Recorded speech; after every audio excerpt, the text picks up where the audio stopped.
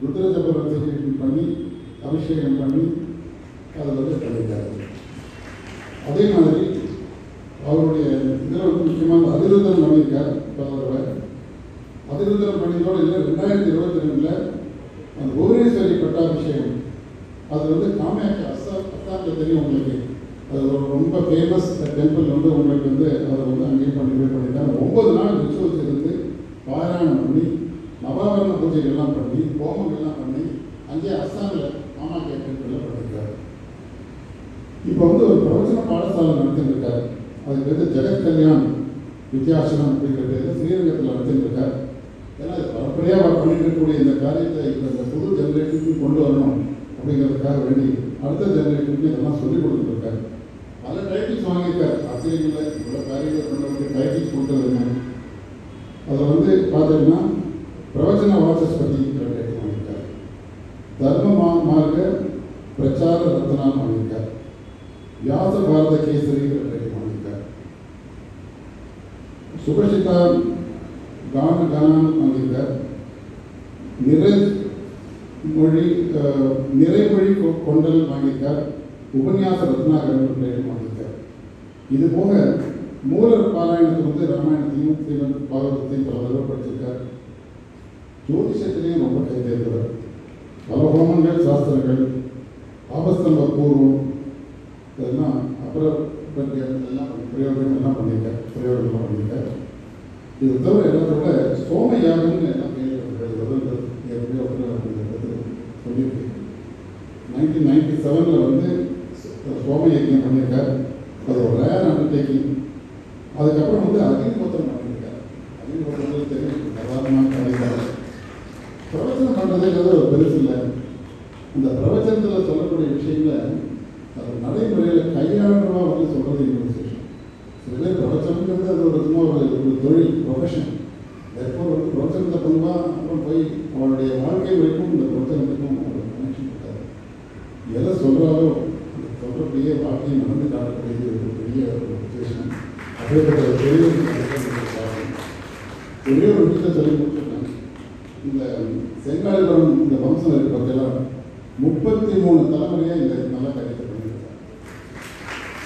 33 நம்ம இதெல்லாம் 10வது தலைமுறை ஒரு வேலை இருந்திருப்பார், அடுத்த தலைமுறை இன்னொரு வேலை இருந்திருப்பார். ஆன்மீகத்துக்காகவே கம்ப்ளீட்டாக தங்களுடைய ஒப்படைச்ச அந்த ஒரு ஃபேமிலி அது.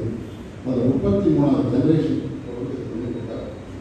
அதனால் ஒரு அதிசயமான ரொம்ப ஒரு கிராண்ட் பர்சன் இங்கே வந்து நான் பிரச்சனை பண்ணலாம் நமக்குலாம் ரொம்ப சந்தோஷம். அந்த கடந்த 2 மாதங்களாக நம்ம ராம கோயிலில் 1 மாதத்துக்கு எப்படியோ நிறைய நல்ல காரியங்கள் நடந்திருக்கு. இதெல்லாம் எப்படி நாங்கள் நடத்துகிறோங்கிறது எங்களுக்கே தெரியாது. இது எப்படி இறைவனுடைய ஒரு அனுகிரகம் அவள் அருள்னால பண்ணுறது. இதெல்லாம் இவ்வளோ பெரியவாளுக்கெல்லாம் அவளுக்கு பெரிய சன்மானத்தை கொடுத்து இங்கே நம்ம கூட்டின்னு வருதுங்கிறதெல்லாம் வந்து சாத்தியம் இல்லை. அவெல்லாம் நம்ம இந்த கோவில் நடக்கிற ஒரு இதெல்லாம் பார்த்துட்டு அவளே சந்தோஷப்பட்டு கூப்பிட்டா உடனே எதையும் எதிர்பார்க்காம இவங்க நல்லா பண்ணி கொடுக்குறாரு. தொடர்ந்து இதே போன்ற நல்ல காரியங்கள் நம்ம நடக்கிறதுக்கு நம்ம எல்லாம் இந்த மாதிரி பிரச்சனைகள்லாம் பண்ணும்போது இந்த இடத்துக்கு ஒரு பாசிட்டிவ் எனர்ஜி வருது. அதுக்காக தான் நம்ம கூப்பிடுறோம். ஆன்மீகத்துக்கு ரொம்ப அன்றைக்கி பெரியவெல்லாம் அன்றைக்கி சொல்லும்போது அன்றைக்கி வந்து கிரௌடுக்கும் இன்றைக்கும் பார்த்தா ஒரே மாதிரி தான் இருக்குது. இன்றைக்கி ராமநகரில் வந்து ஆன்மீகத்துக்கு பொறுத்த வரைக்கும் நிறைய வரவேற்பு இருக்குது. ஒரே ஒரு வித்தியாசம், அன்றைக்கி பெரியவா மட்டும்தான் வருவார், இப்போ யங்ஸ்டர்ஸும் வராது. அதனால் நம்ம பேசெல்லாம் அங்கே வந்து பார்க்கும்போது ஏதோ முன்னெல்லாம் ரொம்ப ஜோராக இருக்கு, இப்போல்லாம் எல்லாம் ஆன்மீகத்தில் நம்பிக்கை போயிடுது இதெல்லாம் அந்த மாதிரிலாம் யாரும் சொல்ல முடியாது. ஆன்மீகத்தில் நம்பிக்கை மேலும் மேலும் வளர்ந்துருக்கு. இது மாதிரி உபன்யாசமெல்லாம் பண்ணுறதுக்கு ஜனங்களுக்கு பெரிய பெரியவாக இருக்கும்போது கண்டிப்பாக ஆன்மீகத்துக்கு எந்த குறையும் இல்லை. இது நல்லா நடக்கும். அடிக்கடி மீண்டும் வந்து கோயிலுக்கெல்லாம் வந்து என்னுடைய அழைப்பு வரணும் அப்படின்னு கேட்டு உங்களுக்கு வந்து எல்லாருடைய சார்பிலையும் உங்களை நாங்கள் வந்து நமஸ்காரம் பண்ணி உங்களை வரவேற்கிறேன். நமஸ்காரம்.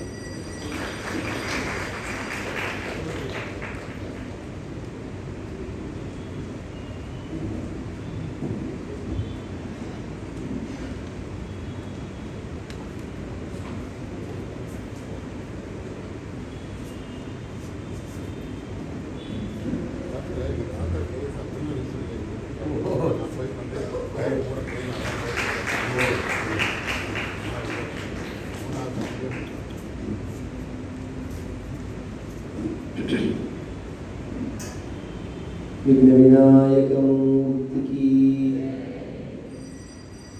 जानकीकांत स्मरणं। नमः पार्वती पतये। गोपिका जीवन स्मरणं। आदिपराशक्ति माता की। वेट्रिवेल मुरुगनुक्कु, सद्गुरुनाथ महाराज की, आंजनेय मूर्ति की। स्मृते सकल कल्याण भाजनम यत्र जायते पुरुषस्तमजं नित्यं व्रजामि शरणं हरिं। यशिवो नाम रूपाभ्यां या देवी सर्वमंगला, तयोः संस्मरणात् पुंसां सर्वतो जयमंगलम्। शिवनामनि भावितेऽन्तरङ्गे महति ज्योतिषि मानिनीमयार्थे। दुरितान्यपयान्ति दूरदूरे, मुहुरायान्ति महान्ति मङ्गलानि। अमरी कमरी भारभ्रमरी मुखरीकृतं, दूरीकरोतु दुरितं गौरी चरणपङ्कजं। नमः शिवाभ्यां नवयौवनाभ्यां परस्पराश्लिष्टवपुर्धराभ्यां नगेन्द्रकन्या वृषकेतनाभ्यां नमो नमः शङ्करपार्वतीभ्यां। ध्येयं सदा परिभवग्नमभीष्टदोहं तीर्थास्पदं शिवविरिञ्चिनुतं शरण्यं। भृत्यार्तिहं प्रणतपालभवाब्धिपोतं वन्दे महापुरुषते चरणारविन्दं। सदाशिवसमारम्भां शङ्कराचार्यमध्यमाम् अस्मदाचार्यपर्यन्तां वन्दे गुरुपरम्परां। भक्तवात्सल्यजलधेः परमानन्दरूपिणः अस्मदाचार्यराजस्य प्रपन्नोऽस्मि पदाम्बुजं। त्र्यम्बकपुराधीशं गणाधिपसमन्वितं गजारूढमहं वन्दे शास्तारं कुलदैवतं। बुद्धिर्बलं यशोधैर्यं निर्भयत्वमरोगता। अजाढ्यं वाक्पटुत्वं च हनुमत्स्मरणात् भवेत्। ओम श्री कल्याण सुंदर परमेश्वराय नमः। ओम सद्गुरु चरणारविन्दाभ्यां नमः। वाग्देवी नमः। ओम हनुमते नमः। श्री हरये नमः।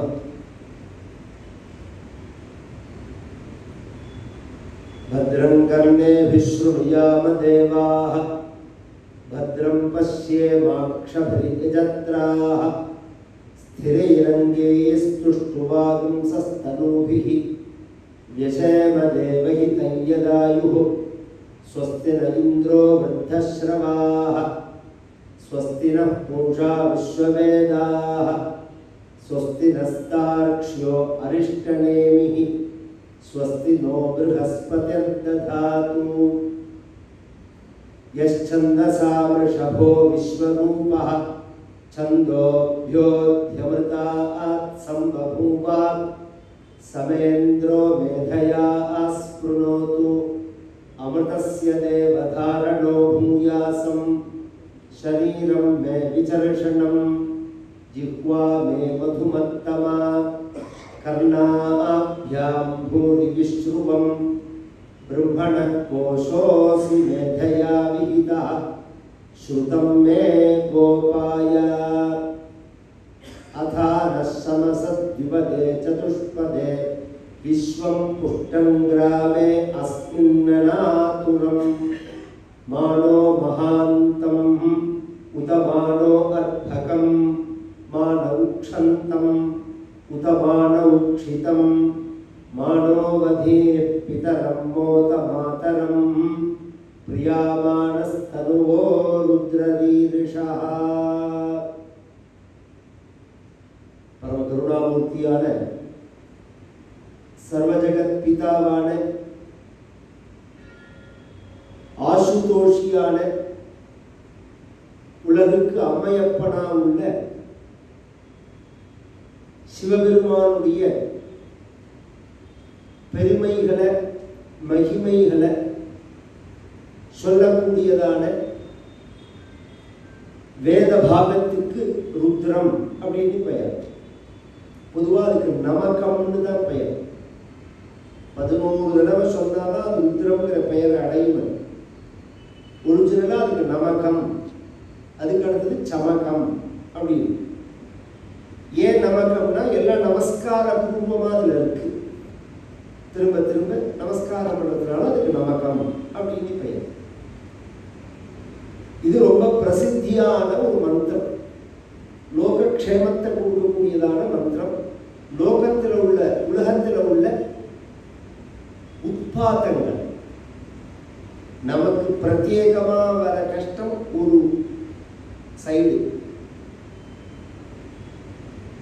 சீசனபிளா வரக்கூடியதான வியாதிகள், பாக்டீரியா வைரஸ் இத்தியாதி கிருமிகளால வரக்கூடிய விஷபாதைகள் ஒரு பக்கம், பூகம்பம், அதிகமான மழை, மழையே இல்லாம இருக்கிறது அல்லது தீப்பிடிக்கிறது, கொத்து கொத்தா ஜனங்கள் இறந்து போறது, இது ஒரு வகையான கஷ்டம். இதை 3 வகையா பிரிக்கிறது சாஸ்திரம். ஆத்தியாத்மிகம், ஆதி பௌத்திகம், ஆதி தெய்வீகம் அப்படின்னு 3 வகையா பிரிக்கிறது. இதுல நமக்கு வரக்கூடியதான பிரத்யேகமான சுகதுக்கங்கள், கஷ்டங்களை நிவர்த்தி பண்ணிக்கிறதுக்கும் சரி, உலகத்துக்கு ஏற்படக்கூடியதான கஷ்டங்களை நிவர்த்தி பண்ணிக்கிறதுக்கும் உபாயம், வழி எது சொல்றது அப்படின்னா வேதம் தான் சொல்றது. வேதம் அப்படிங்கிறது நமக்கு மங்களத்தை கொடுக்கக்கூடியதான சப்தங்களுடைய தொகுப்பு. வேதம் அப்படிங்கிற அந்த சப்தம் இருக்கு, வார்த்தை, இன்னொரு மொழியில டிரான்ஸ்லேஷன் பண்ண முடியாது. நீங்க எந்த மொழியிலையும் அதை டிரான்ஸ்லேஷன் பண்ண முடியாது. இருக்கிற வார்த்தைகளுக்குள்ள உயர்வான வார்த்தை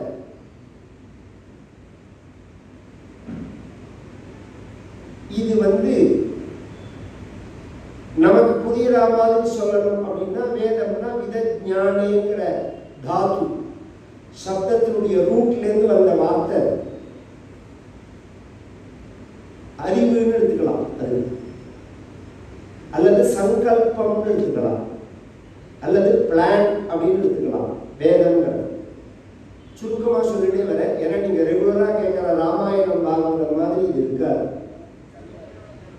கதையை சொல்லலையே வர் அப்படின்னா இந்த கதை சொல்றதுக்கு வரல. கதை சொல்லி நாம பொழுதுபோக்கின காலங்கள்லாம் தாண்டியாச்சு. திருப்பி நாம அறிவை சம்பாதிச்சுக்க வேண்டிய காலம். ஏன்னா இஸ்லாமிய கிறிஸ்துவ படையெடுக்கும் போது நாம நம்மளுடைய அறிவெல்லாம் இழந்துட்டோம். இத பிராக்டிக்கலா நாம வச்சுக்க முடியல. அதனால அதுல உள்ள சூத்திரங்களை மட்டும் காப்பாற்றி வந்தார்கள் அந்தணர்கள். மற்ற ஜனங்களுக்கெல்லாம் இதை டீச்சிங் பண்ணி இவர்களை அதனுடைய வழியில கொண்டு வரத்துக்கு வாழ்வியல் முறை இல்லை. ஒரு நாள் இருக்கா மாதிரி ஒரு நாள் இருக்காது. இன்னைக்கு ராத்திரி படுத்துட்டுமா, ராத்திரி ஊரை கொடுத்துட்டு போயிடுவான். மறுநாள் காலத்தால பார்த்தா ஜனங்கள்லாம் நடுரோட்ல கொத்து கொத்தா செத்து கிடப்பான். 12,000 பேர் ரங்கநாதர் கோவிலுக்குள் உள்ள மட்டும் கொல்லப்பட்டார். மாலிக ஊராளி வரலாறு படிக்கிறது, கண்ட குப்பையெல்லாம் படிக்கக்கூடாது.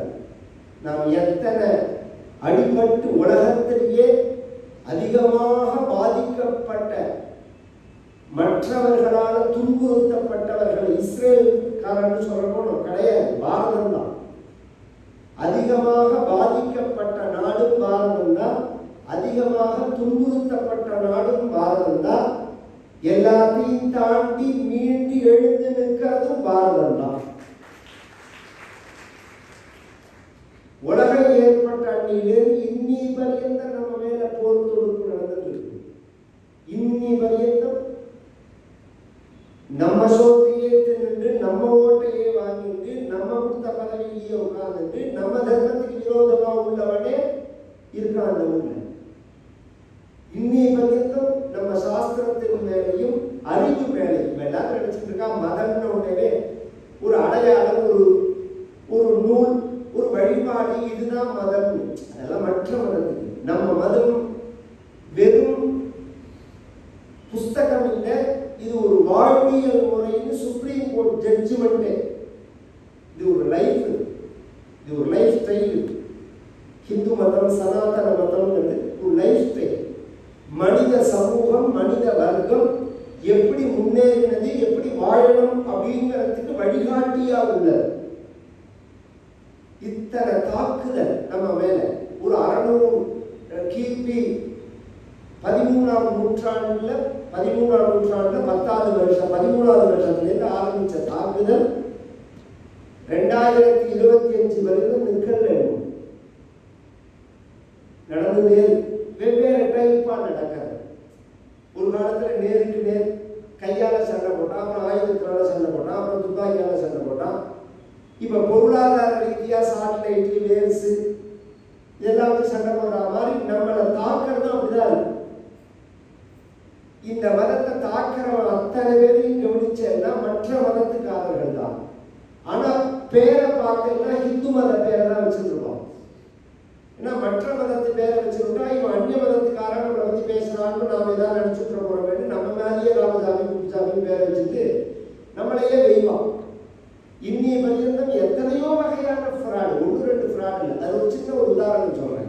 நாங்கள்லாம் வேதத்துக்கு ஹிந்து மதம் கிடையாது, நாங்கள்லாம் சைவர்கள் ஒரு குரூப் சுத்தரா பேர.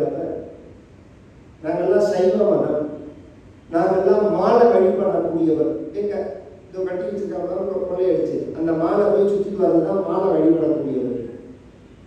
என்ன ஃப்ராடு, என்ன பெதற்றது. இந்த திருமால்னு ஒன்றும், சிவன் ஒன்றும், துர்கன் ஒன்றுங்கிறத உனக்கு எப்படி தெரியும்? அதுதான் இந்த கேள்வி. இவன் திருவள்ளுவர் எனக்கு பிரமாணம், எனக்கு வந்து திருமுருகாற்றுப்படை எழுதின நக்கீரர் பிரமாணம், எனக்கு ராமாயணம் எழுதின கம்பர் பிரமாணம். நீ யாரை வேணாலும் தமிழ்ல கொண்டா, சங்க காலத்திலிருந்தே வச்சுக்கோ. அந்த பேசின அத்தனை பேருமே எதை பேசினார்கள்னா வேதத்தை தான் பேசினார்கள். வேதத்தில் உள்ள கருத்தை தான் எடுத்து சொன்னார்கள். அவர் வேத வழிபாட்டு முறையை தான் நமக்கு தாய்மொழியில காண்பிச்சார்கள். ஏன் சம்ஸ்கிருதம் அப்படிங்கிற மொழி நம்மளோடது இல்லையான்னா நம்ம மொழி தான், நம்ம மொழி தான். நம்ம தமிழுக்கு எப்படி தாய்மொழியோ அது மாதிரி நமக்கு சம்ஸ்கிருதமும் தாய்மொழி தான். அதையே நாம பேச்சுல வச்சுக்கல, பேச்சு பழக்கத்துல வச்சுக்கலன்னா, பேச்சு பழக்கத்துல வச்சுக்கலங்கிறது சமீப காலமா. இப்ப எத்தனையோ நூல்கள், பிரமாண நூல்கள் எல்லாம் ரிசர்ச் எல்லாம் எழுதிப்பட்டு வைக்கிறது சம்ஸ்கிருதத்துல தான். ஏன் பிராந்திய மொழியில் அதை ஏன் ஆதாரமா எழுதி வைக்கல அப்படின்னா, மொழிக்கு 2 பிரச்சனை உண்டு. வட்டாரத்தினால மொழி தேயும்,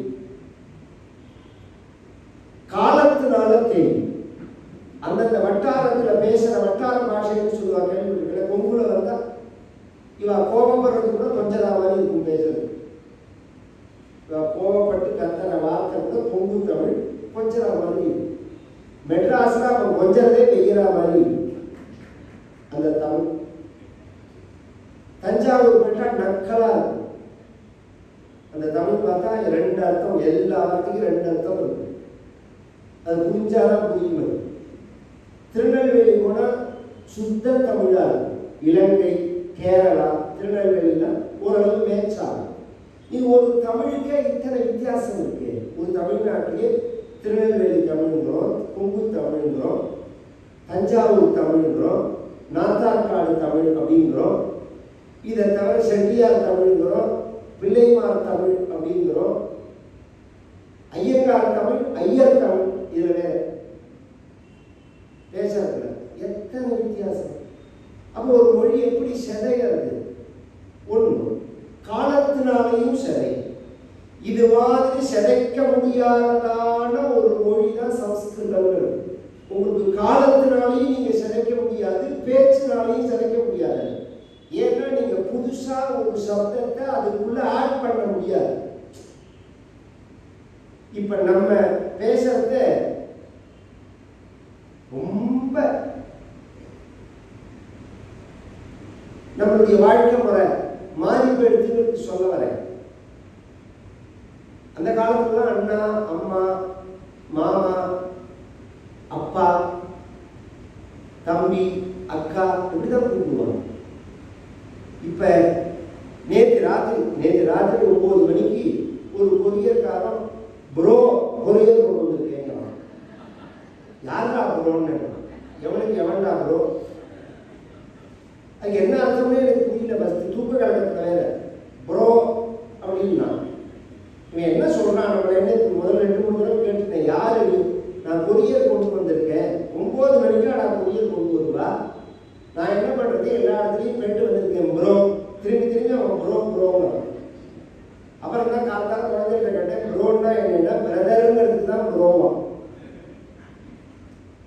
இது மாதிரி அந்த வார்த்தைகளை கொச்சப்படுத்தி கெடுத்து அதுக்கு அர்த்தம் இல்லாம உருப்படி இல்லாம பண்ற பத்தில இது மாதிரி சமஸ்கிருதத்துல பண்ண முடியாது.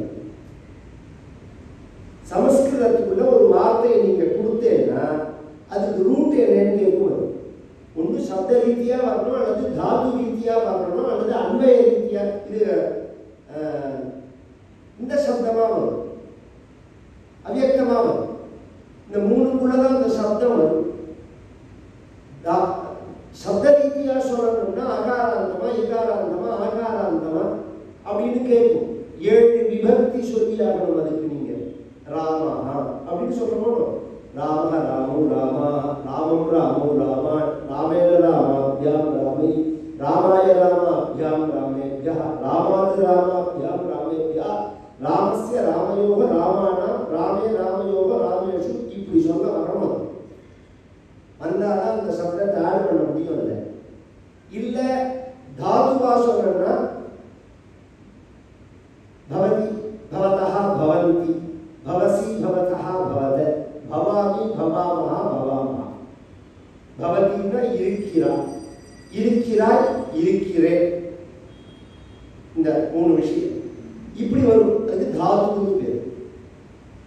அவ்யக்தம்னா இந்த சப்தத்திலையும் சேராதது, தாத்துலையும் சேராததுன்னு சில வார்த்தைகள் உண்டு. துவா அப்படின்னா ச அப்படிங்கிறதெல்லாம் அவ்யக்தமான பதங்கள். இப்படி சில வார்த்தைகளை நாம் சொன்னோம்னா அது கிராமர் கேட்கும். அது கிராமர் இல்லாமல் நீங்க உள்ள கொண்டு அந்த வார்த்தையை சொல்ல முடியாது, சிதைக்க முடியாது அந்த மொழியை. அதனால அதில் எழுதி வச்சாங்க. எல்லாத்தையும் அதில் காப்பாற்றினார்கள். இன்னைக்கு கொண்டு போய் டேட்டாவெல்லாம் ஒரு ஸ்டோரேஜில் காப்பாற்றணும். அது மாதிரி அந்த காலத்தில் சம்ஸ்கிருதத்தில் காப்பாற்றினார். வடமொழின்னா மட்டம்னோ நமக்கு சம்பந்தம் இல்லைன்னோ எப்போ வேணுமோ கம்பரை எடுத்துப்போமே. நீங்கள் சொல்கிற கம்பர்கிட்ட வரேன்னா, ஏன்னா இந்த ஊரில் தமிழ் மட்டும்தான் சம்ஸ்கிருதம் கிடையாதுங்கிற மாதிரி ஒரு குரூப் பிரச்சாரம் பண்ணிட்டு இருக்கா. கல்யாணம் உட்பட தமிழ்ல, கும்பாபிஷேகம் உட்பட தமிழ். அப்படி கிடையவே கிடையாது. அப்படி பண்ணவே முடியாது. முதல்ல மந்திரம்ங்கிற வார்த்தை தமிழா சமஸ்கிருதம், அதுக்கு மட்டும் பதில் சொல்லுவோம். அப்புறம் எப்படி நீங்க தமிழ் பண்ண முடியும்? நான் தமிழை கொச்சப்படுத்தல, தமிழை மட்டப்படுத்தல. அது வேற.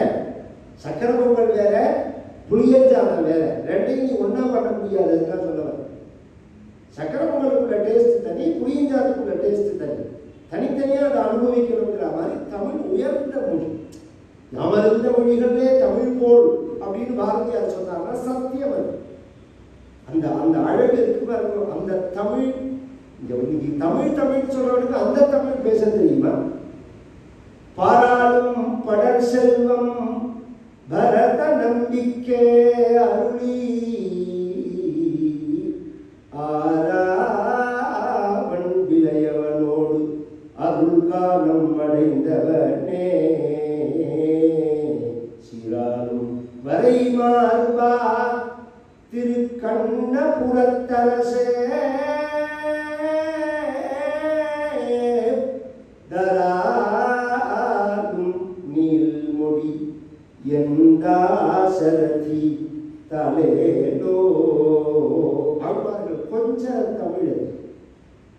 பூவினுக்கருங்கலம் பொங்கு தாமரை ஆவினுக்கருங்கலம் அரண் அஞ்சி ஆடுதல் கோவினுக்கருங்கலம் கோட்டமில்லது நவினுக்கருங்கலம் நம சிவாயவே மப்பினை தழுவிய மாதோர் பாகத்தன் உப்பினை திருந்தடி பொருந்தகை தொழ தோழ நப்பினை தழுவிய நம சிவாய பத்தும் எத்தவல்லார் தமக்கு இடுக்கண் இல்லையே.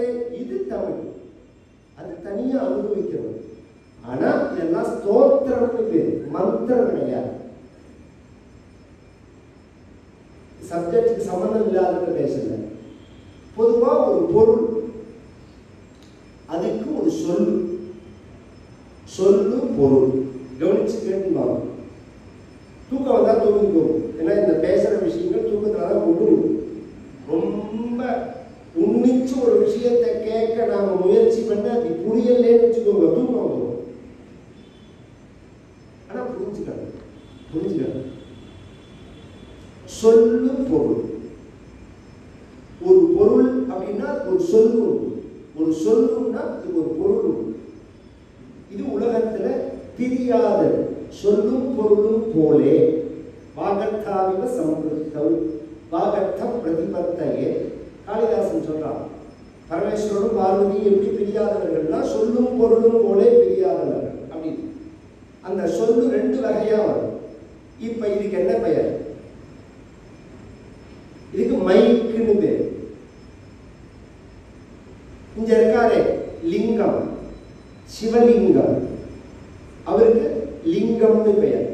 பேரை விட்டுருவோம், என்ன விஸ்வநாதரோ வேற ஏதோ பேர் அப்படியே இருக்கணும், லிங்கம்னு வச்சுக்கோங்க. இந்த லிங்கம்ங்கிறதும் வார்த்தை தான், மைக் அப்படிங்கிறதும் வார்த்தை தான். இப்ப இந்த வார்த்தைக்கு அந்த வார்த்தைக்கு என்ன வித்தியாசம் அப்படின்னா, இந்த மைக் அப்படிங்கிறத இந்த வார்த்தை எப்படி வந்தது? இதை கண்டுபிடிச்சவன் வச்ச பெயர். இதை கண்டுபிடிச்சவன் அப்ப மைக்குன்னு வைக்காம கைக்குன்னு வச்சிருந்தான்னு வச்சுக்கோங்க. இன்னைக்கு நாம என்ன சொல்லுவோம்? அதை கைக்குன்னு தான் சொல்லுவோம். ஏதோ ஒரு அடையாளம், ரூடி சங்கேதம் அப்படின்னு அந்த சொல்லு ரெண்டா பிரியும். ஒன்னும் அடையாளமான சொல்லு. இப்ப தாமோதரன் எடுத்துக்கோங்க, என் பெயர் தாமோதரன் அப்படிங்கிறது எனக்கும் பெயர், கிருஷ்ண பரமாத்மாவுக்கும் பெயர். ரெண்டுக்கு என்ன வித்தியாசம்? இந்த தாமோதரன்கிற பெயருக்கு சொந்தக்காரன் நானா, கிருஷ்ண பரமாத்மாவா? இப்ப புரியல. அதுக்கு என்ன அர்த்தம்னா, தாமஹா உதரஹா எஸ்ய சஹா. உதரம்னா வயல், தாமம்னா கயல். கயல் வயத்துல கயல் உள்ளவனுக்கு தாமோதரன் பெயர். உரல்ல கட்டப்பட்டது அவர் தானே, நாம இல்லையே. அப்ப தாமோதரன்கிற வார்த்தை அவரை தான் குறிக்கும். அதுக்கு ரூடின்னு பெயர். எனக்கு சங்கேதம்னு பெயர். இது ஃபர்ஸ்ட் புரிஞ்சுக்கோங்க.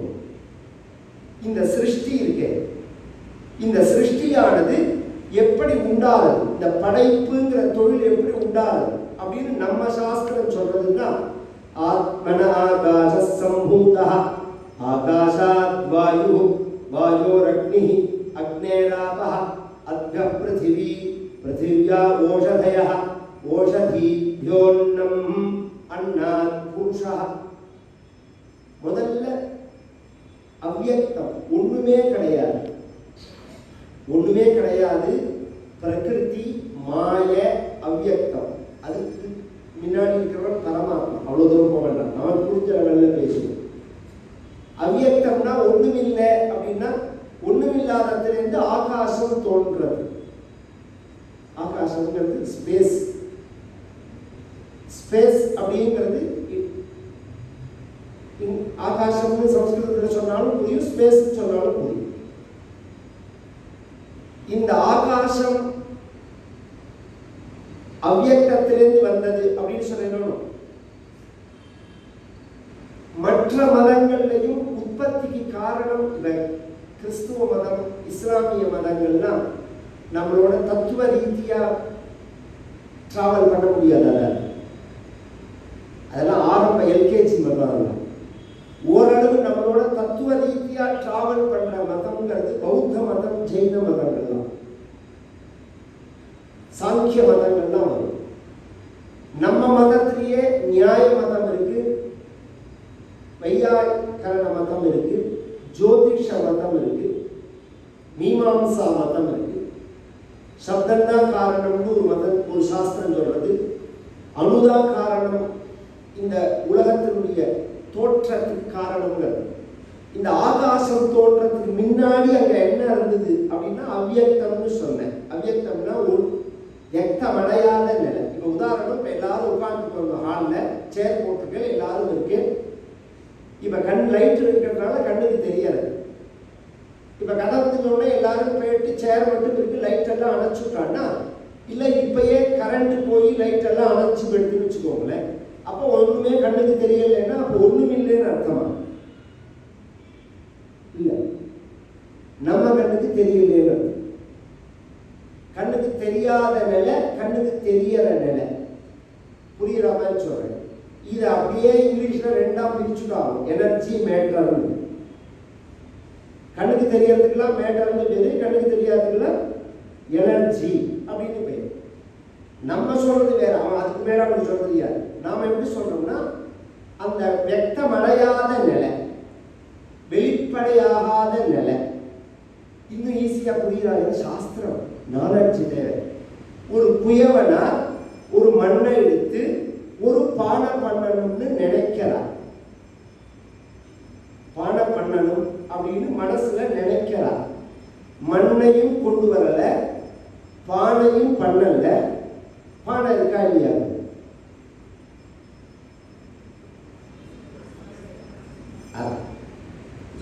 இருக்கு. எங்க இருக்குன்னா குயவனாரோட மனசுல இருக்கு. அந்த மனசுல உள்ள பானை தான் மண்ணால செய்யப்படுகிறது அப்படிங்கிற குணம். அது மாதிரி பகவானுடைய சங்கல்பம்ங்கிறது தான் அந்த வேதம்ங்கிறது, மனசுல உள்ளது. இந்த பிரபஞ்சத்தை எப்படி படைக்கணுங்கிறது இவ புரியல. அதுல மண்ணை வச்சிருந்தார் குயவனார் அப்படின்னு சொன்னேன். இங்க பகவான் என்ன பண்றான்? பஞ்சபூதங்களை வச்சுக்கிறான். பஞ்சபூதங்கள், பஞ்ச தன்மாத்திரைகள், கர்மேந்திரியங்கள் 5, ஞானேந்திரியங்கள் 5, மனசு, அகங்காரம், மகத்து, அவ்யக்தம் 4, மொத்தம் 24 பொருள்களை வச்சுட்டு சிருஷ்டி பண்றான் பகவான். அவ்யக்தம்னு ஒண்ணு, மகத்துன்னு ஒண்ணு, அகங்காரம்னு ஒண்ணு, மனசுன்னு ஒண்ணு, பஞ்சபூதங்கள் 5, பஞ்ச தன்மாத்திரைகள் 5. தன்மாத்திரைகள்னா என்னன்னா பஞ்சபூதங்களுடைய சூக்ஷ்ம வடிவம். ஆகாசத்தினுடைய சூக்ஷ்ம வடிவம் சப்தம். ஆகாஷாத் வாயு, அதுல இருந்து எது உண்டாச்சுன்னா காற்று உண்டாச்சு. காற்றுங்கிறது நம்ம உபயோகப்படுத்துற ஹைட்ரஜன் இல்லை, அந்த காற்று இல்லை. ஹைட்ரஜன் ஹைட்ரஜன் அது இல்லை. அந்த வாயுங்கிற சப்தத்துக்கு அர்த்தமே வேற. ஸ்பேஸ்ல ஸ்ப்ரெட் ஆகிட்டு அது வாயுவோர் அக்னி, அதுல இருந்து எது உண்டாச்சுன்னா ஃபயர் உண்டாச்சு. ஃபயர்ல இருந்து அக்னே ராபகா, அதுல இருந்து எது உண்டாச்சுன்னா நீர் உண்டாச்சு. அத்ய பிருத்திவி, நீர்ல இருந்து பூமி உண்டாச்சு. பிருத்திவியா ஓஷதையா, பூமியிலேருந்து செடி கொடிகள் உண்டாச்சு. ஓஷதி பியோன்னம், அதுலேருந்து உணவு உண்டாச்சு. உணவுலேருந்து உயிர் உண்டாச்சு. இது கேட்டு போகும், பெரிய விஷயம். நான் அதுக்குள்ள பண்ணா பதில் சொல்ல முடியாது. இப்ப நான் சொல்ல வர்றது என்னன்னா, முதல்ல ஒன்று எடுத்துட்டேன் பாருங்க, சப்தம்னு ஒன்று. அந்த சப்தம் தான் பொருளா மாறும். இந்த பொருளா மாற தன்மை எந்த சப்தத்துக்கு உண்டுன்னா சம்ஸ்கிருதத்துக்கு மட்டும்தான். அதுதான் இந்த விஷயம். இது இன்னைக்கு நைட்டு வேணாலும் நெட்ல போய் சர்ச் பண்ணணும். ஒரு பொருளை நாம் குறிக்கிற வார்த்தைகளை ஸ்கேன் பண்றான். தமிழ்ல ஆடுன்னு இருக்கு, அதுக்கு சமஸ்கிருதத்தில் அஜஹா அப்படின்னு பெயர். ஆடு அப்படின்னு நான் உச்சரிச்சா அந்த வைப்ரேஷனை ஸ்கேன் பண்றது. அஜஹா அப்படின்னு நான் உச்சரிச்சா அந்த வைப்ரேஷனை ஸ்கேன் பண்றது. ரெண்டையும் போட்டு பார்த்தா இந்த சமஸ்கிருதத்துல நான் சொன்னது ஆடு மாதிரியே வரும். பாக்கி எந்த மொழியில சொன்னாலும் அது உருவம் வராது. சமஸ்கிருதத்துல எந்த சப்தத்தை நீங்க சொன்னாலும் அந்த சப்தம் என்ன பொருளை குறிக்கிறதோ அந்த பொருளோட வடிவம் வந்துடும். இதை நான் சொல்லல, ஜெர்மன் இஸ்ரேல் ரிசர்ச் பண்ணி, ஜெர்மன்ல பிரத்யேகமாக ரிசர்ச் பண்ணி பதிவு பண்ணியிருக்காங்க. அதனாலதான் சப்தத்திலேருந்து ரூபம் வருது அப்படின்னு சாஸ்திரங்கள். அந்த சப்தம் எந்த சப்தம்னா வேத சப்தம் தான். வேத சப்தங்களுக்கு என்ன மகிமைன்னா ஒரு மனிதனால் செய்யப்படாதது.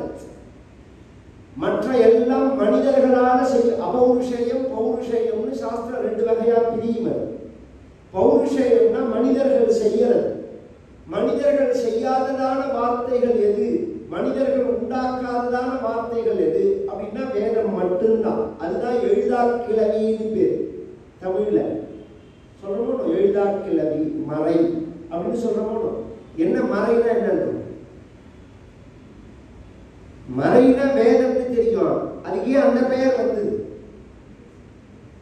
அதுல ரூபம் மறைஞ்சு இருக்கிறதுனால அதுல உள்ள விஷயம் சப்தத்துல அந்த ரூபம் மறைஞ்சு இருக்கிறதுனால. அப்போ ஒரு கும்பாபிஷேகம்னு நம்ம பண்ணும்போது பிள்ளையார வரவழைக்கணும்னா அந்த எந்த பிள்ளையாரோட வடிவத்தை எந்த சப்தம் கொண்டு வருமோ அதைத்தானே சொல்லியாகணும். கணபதிக்கும் பவாமஹே கவிம் கவீனாம் உபஸ்ரவஸ்தம் ஜேஷ்டராஜம் பிரம்மணாம் பிரம்மணஸ்பத ஆனஸ்ருண்வன்னோதி விஸ்ஸீதசாதனம். இந்த பிள்ளையார் வந்துட்டாங்க சப்த வடிவத்தில். வந்ததுக்கு அப்புறம் நாம ஸ்தோத்திரம் பண்ணலாம். கைத்தல நீரை கண்ணி அப்பமோடவல் போலி கப்பிய கரி மூகன் அடிப்பேணி. இதுக்கு ஸ்தோத்திரம்னு பேரு. வந்தவரை நாம புகழலாம். வரவழிக்கிறதுக்கு அதுதான் இந்த கேள்வி. வரவழிக்கிறதுக்கு மந்திரம் தான் வரவழிக்கும். அதுக்கு உதாரணம் சொல்றேன். இன்னும் இந்த தமிழ் அப்படின்னு சொல்றவாளுக்கு எல்லாருக்கும் சேர்த்தே சொல்றேன். மணிவாசகருடைய சிவபுராணம் இருக்கு. அதுல ஆரம்பம் என்ன?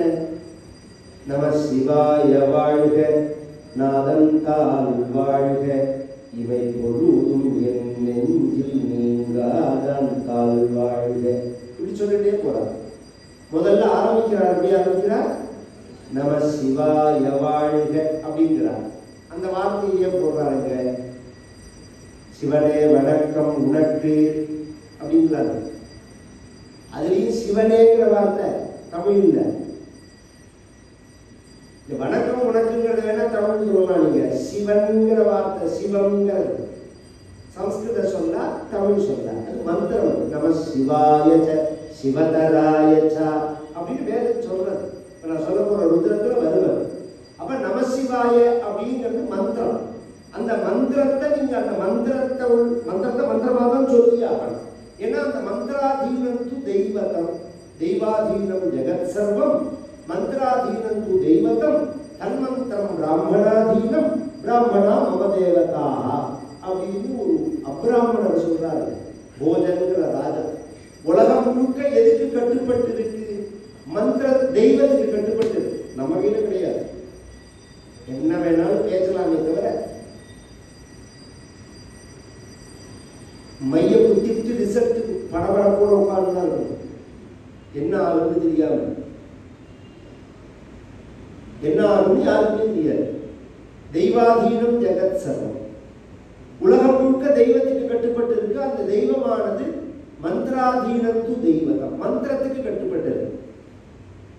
இப்ப இதோ லிங்கம் இருக்கு, பிள்ளையார் கோவில்ல பிள்ளையார் புதுசா ஒரு காலனி வருது, அந்த காலனியில பிள்ளையார் பண்ணணும், பிள்ளையார் கோவில் கட்டணும்னு நம்ம ஆசைப்படுறோம்.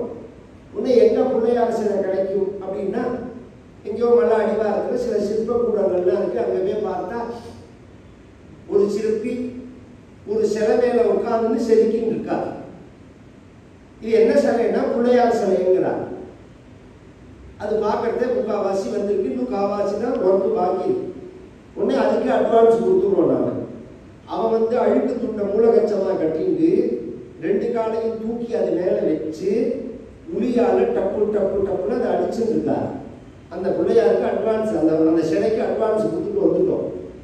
வந்த உடனே அதெல்லாம் ரெடி பண்ணியாச்சு, கொண்டு கொடுக்குறாரு. அவர் கொண்டு கொடுத்து அந்த ஜலாதிவாசம், தானியாதிவாசம் இத்தியாதி, நேத்திர விசர்ஜனம் இத்தியாதி காரியங்கள்லாம் முன்னாடி பண்ண வேண்டியதெல்லாம் பண்ணிட்டு ஒரு குடத்துல ஜலம் வச்சு மந்திரங்களை ஜெபிச்சு அந்த மந்திரங்களை ஹோமம் பண்ணிட்டு அந்த ஜலத்தை கொண்டு வந்து பிள்ளையார் மேல உள்ள வச்சு மந்திர மருந்தால அதை ஃபிட் பண்ணிட்டு அந்த பிள்ளையார் மேல அந்த ஜலத்தை கொட்டின உடனே பிரதட்சிணம் பண்ணி நமஸ்காரம் பண்ணு.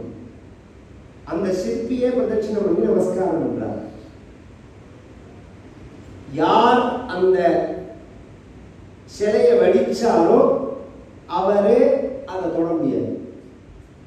இந்த கும்பாபிஷேகம் ஆயிடுதுன்னா இதுல என்ன நினைச்சிட்டு இருக்கா, ரொம்ப பேர் ஐயர்மார் தான் தொடலாம், மற்றவர்கள்லாம் தொட முடியாது. உங்களுக்கு புரியறதுக்காக சொல்றேன். இப்ப என்னை பத்தி சொல்றது விட்டுருவோம், உங்களுக்கு நான் சொன்னதுனால சொல்றேன். மனிதர்கள்ல உயர்ந்தவன் தாழ்ந்தவன் சாஸ்திரத்துல கிடையாது. ஒண்ணுதான், ஜாதியினால உயர்வெல்லாம் கிடையாது. ஒண்ணுனால உயர்வு. என்ன ஒண்ணுனால?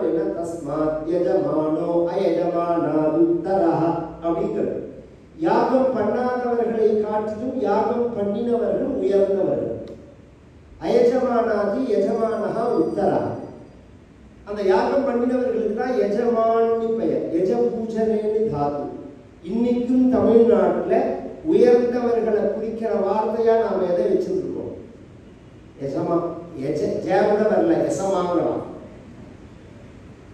அது தமிழ்ல உள்ளதுதான். தமிழ்ல வேணும்னு திரிச்சு தமிழ் தாய்பாட்டு மாதிரி பாதியை மறைச்சு நாம தமிழை குட்டிச்சவர் பண்ணி வச்சிருப்போம். ஒரிஜினல் தமிழ்ங்கிறது ராஜா காலத்தில் உள்ள கல்வெட்டுல போய் பாருங்க. அப்ப பிராமின்னு பேர் அந்த எழுத்துக்கு, பிராகிருத்தம்னு பேர்.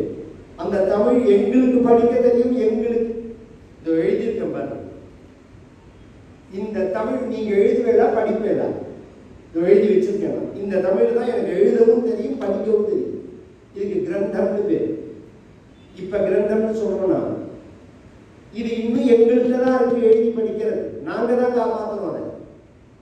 தமிழ்னு சொல்றோம், ஒத்தனும் காப்பாற்றல. நாங்க தான் ஒரு 2000 பேர் இருக்கோம் தமிழ்நாட்டில், அதை காப்பாற்றிட்டு இருக்கோம். நாங்களோட படிப்பு முழுக்க இந்த அச்சுல தான் இருக்கு. எங்களோட எழுத்தெல்லாம் இந்த அச்சுல தான் இருக்கு. இந்த பிராமி பிராகிருதம்ங்கிறதுலாம் எங்களோடதெல்லாம் இருக்கு. அது ஒரு பக்கம் இருக்கட்டும்.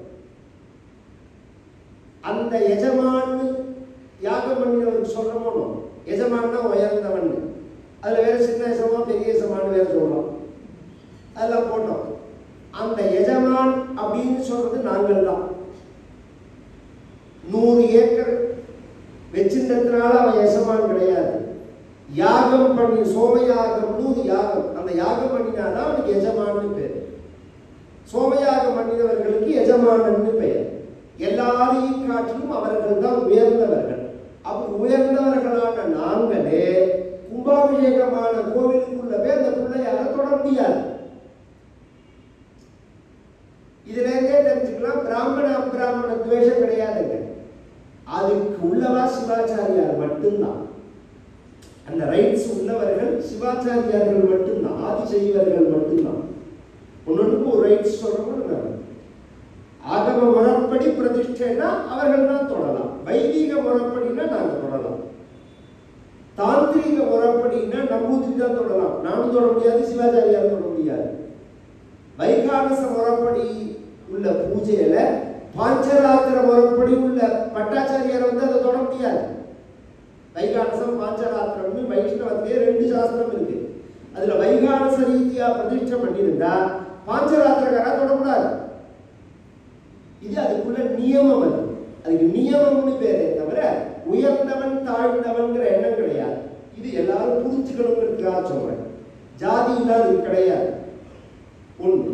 ரெண்டாவது, இந்த மந்திரத்தினால அந்த தெய்வம் வந்துடுறதுங்கிறதுனாலதான் அதை பூஜையில நம்ம கொண்டாடுறோம். அந்த ஜலம் கொஞ்சமாவது மேல படணும்னு எல்லாரும் தலையை காமிப்பாங்க. கும்பாபிஷேகத்துக்கு போது காமிச்சா அதுவும் எப்படி ஆயிடுதுன்னு கேள்வா. அதுக்கும் நல்ல வாழெல்லாம் வெளியில கேட்ட போட்டு வச்சு கூப்பிட்டு அயோத்தி பசங்க கூப்பிட்டு பக்கத்துல உட்காந்துக்கிறோம். இந்த ஊருக்கே ஒரு கும்பாபிஷேகத்தில் கவனிச்சா தெரியாது. அது அப்ப உள்ள நடந்தது அவ்வளவுதான் நம்மளே தெரிஞ்சுக்கலாம். நல்ல மேல படாம இருந்த மேல இந்த ஜனம் நினைச்சுக்கலாம். நல்லவர்கள் அப்படிங்கிறது தான் நம்ம மதத்தில் உயர்ந்தவர்கள். ஜாதியினால உயர்ந்தவனா இருந்தா 63 நாயன்மார்ல எத்தனை பேர் பிராமணன்? 12 ஆழ்வார்ல எத்தனை பேர் பிராமணன்? இன்னைக்கு ஒரு பிராமணன் பூஜை பண்றான், நீ பண்ணுவியா? கேள்வி அதுதான். வேற எவனாவது தன் ஜாதி அடுத்த ஜாதிங்கிற பேச்சு வித்தியாசம் வரது விட்டு கொடுப்பார்களா? நாங்க இன்னைக்கு பூஜை பண்றோம், நந்தனார கோவில வச்சு நாங்க பூஜை பண்றோம். ஜாதியினால உயர்வுன்னு பூஜை பண்றோமா? திருப்பானாழ்வார பெருமாள் கோவில வச்சு நாங்க பூஜை பண்றோம். ஜாதியினால உயர்வுன்னா பக்தியினால உயர்வுன்னு. அதனால அதுதான் முக்கியம். இந்த மந்திரத்துக்கு அந்த சக்தி உண்டு. தெய்வத்தை வரவழைச்சிடும். அந்த மந்திரங்களை சொல்லக்கூடியவர்கள் பிராமணர்கள். அதனால பிராமணர்களை நாம பூஜை பண்ணினமே தவிர பிறப்புனால இல்லை. இப்ப இதோ ஒரு டேபிள் வச்சிருக்கேன். சரஸ்வதி பூஜை அன்னைக்கு நம்ம வீட்டில் உள்ள புஸ்தகத்தை எல்லாம் எடுத்து இது மேலே வச்சு ரங்கத்துணி எல்லாம் போட்டு மாலையெல்லாம் போட்டு நகையெல்லாம் போட்டு இதுக்கு அலங்காரம் பண்ணி இதை பிரதர்ஷனம் பண்ணி எல்லாரும் நமஸ்காரம் பண்ணுவோம். இந்த நமஸ்காரம் டேபிளுக்கா அது வேற உள்ள புஸ்தகத்துக்கா? அந்த புஸ்தகம் இல்லைன்னா என்ன பண்ணுவோம்? நாம ஏது உட்காந்துருவோம் அது மேல. அது மாதிரி ஒரு பிராமணனை மதிக்கிறது அவனுக்கு இல்லை, ஒரு டேபிள் மாதிரி தான் பிராமணன். அது எப்படி புஸ்தகத்தை சுமக்கிறதோ அது மாதிரி யாவதீர்வை தேவதாஸ் சர்வா வேத விதி பிராமணே வசந்தி தஸ்மாத் பிராமணேப்யோ வேத வித்யோ திவே திவே நமஸ்குர்யாத் நாஸ்லீலங்கி இர்த்தயேத் ஏதா ஏவ தேவதா ப்ரீணாதி அப்படின்னு வேதம் சொல்றது. நீ பூஜை மதிக்கிறத அங்க வேதத்தை தானே தவிர உடம்பு இல்லை. இந்த வேதம் தான் தெய்வத்தோட வடிவங்களை நமக்கு காண்பிக்கிறது. வேதங்கள்ல பல விஷயம் இருக்கு. வேதம் உருவ வழிபாட்டையும் சொல்றது, உருவமற்ற வழிபாட்டையும் சொல்றது. இன்னைக்கு உருவ வழிபாடுன்னு சில மதங்கள் இருக்கு, உருவமற்ற வழிபாடு அப்படின்னு சில மதங்கள் இருக்கு. ஹிந்து மதம் உருவ வழிபாட்டை சேர்ந்ததா உருவமற்ற வழிபாட்டை சேர்ந்ததா?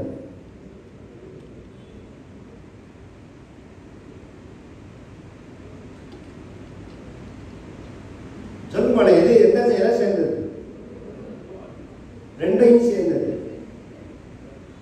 அதனாலதான் நீக்கமர நிறைந்திருக்கும் பரம்பொருளே அப்படிங்கிறோம். நாம் எங்கேயும் சர்வத்திர வியாபிச்சிருக்கார் பகவான். இந்த இடத்துல பகவான் இருக்கான்னா எந்த இடத்துல பகவான் இல்லைன்னு சொல்லு, அங்க காலம் நீட்டிக்கிறேன்னு அவங்க. நீ எந்த இடத்துல பகவான் இல்லைன்னு சொல்லு, அங்க காலம் நீட்டிக்கிறேன் அப்படி. இதையும் நம்ம மதம் சொல்றது. இதோ கோவில்ல இருக்காருன்னு சொல்றது. கொஞ்சம் குழப்பறா மாதிரி இல்லை, குழப்பறா மாதிரி இல்லைன்னு இல்லை. காற்று இல்லாத இடம் உண்டா? இருக்கு. ஃபேன் எடுத்துக்கணும். நீங்க எங்க உட்கார்ந்தாலும் மூச்சு வாசிக்கிறதுக்கு காத்து இருக்கணும். உங்களுக்கு ஃபேன் எடுத்து எல்லா இடத்துலையும் நிரம்பி இருக்கிற காத்த ஒரு இடத்துல ஃபோக்கஸ் பண்ணி கொடுக்கிறது. அது மாதிரி எல்லா இடத்துலையும் நீக்கமர நிரம்பி இருக்கக்கூடிய பரம்பொருளை ஃபோக்கஸ் பண்ணி கொடுக்கறதுக்கு கோவில்னு பேர். ஆலய வழிபாடு அப்படின்னு சொல்றதெல்லாம் அதுதான். ஆலயத்துலதான் பரம்பொருள் இருக்கான்னு இல்லை, எல்லா இடத்துலையும் இருக்கான்னு உனக்கு பார்க்க தெரிஞ்சுடுதுன்னா பிராமணேக விஹஸ்தினி சுனிஜைவ ஸ்வபாகேச்ச பண்டிதா சமதர்சினா அப்படிங்கிறான் பகவத்கீதையில பகவான். வித்யா வினய சம்பன்னே பிராமணே கவிஹஸ்தினி. பரமாத்மா இல்லாத இடம்னு உண்டா? பரம்பொருள் இல்லாத இடம்னு உண்டா? எல்லா இடத்துலையும் இருக்கு. ஆனா எனக்கு புரியலையே. அதனால பிரதிமாசு அப்பிரபுத்தானம் கோவில் மாதிரி ஒரு இடங்கள். இந்த உருவ வழிபாடு உருவமற்ற வழிபாடு. இந்த உருவ வழிபாட்டையும் வேதம் சொல்றதுங்கிறது உருவ வழிபாட்டை சொல்றதுக்கு தனித்தனியா சூக்தங்கள். விஷ்ணுவை பத்தி சொல்றது விஷ்ணு சூக்தம், பிரம்மாவை பத்தி சொல்றது பிரம்ம சூக்தம், துர்கையை பத்தி சொல்றது துர்கா சூக்தம், லட்சுமியை பத்தி சொல்றது ஸ்ரீ சூக்தம், வருணனை பத்தி சொல்றது வருண சூக்தம், அக்னியை பத்தி சொல்றது அக்னி சூக்தம், வாயுவை பத்தி சொல்றது வாயு சூக்தம், பூமியை பத்தி சொல்றது பூமி சூக்தம், ஜலத்தை பத்தி சொல்றது ஆப சூக்தம். அது ஒரு மந்திரங்கள் தனியா இருக்கு. அதுபோல சிவனை பத்தி சொல்றதுக்கு பாகத்துக்கு ருத்ரம்னு பெயர். சிவபெருமானை பத்தி சொல்ற பாகத்துக்கு ருத்ரம்னு பெயர். இந்த சிவபெருமானை எப்படி சொல்றது அது அப்படின்னா அதான் ஆச்சரியம். என்னை பத்தி இப்ப சொன்னாங்க, என்னை பத்தி உயர்வை சொன்னாரா தாழ்வை சொன்னாரா? என்னை பத்தி நான் உயர்ல தான் சொன்னார். நான் பாடசாலையில் படிக்கிறது நைட்ல போய் செகண்ட் ஷோ சினிமா பார்த்தேன்னு அவர் சொல்லுவாரா?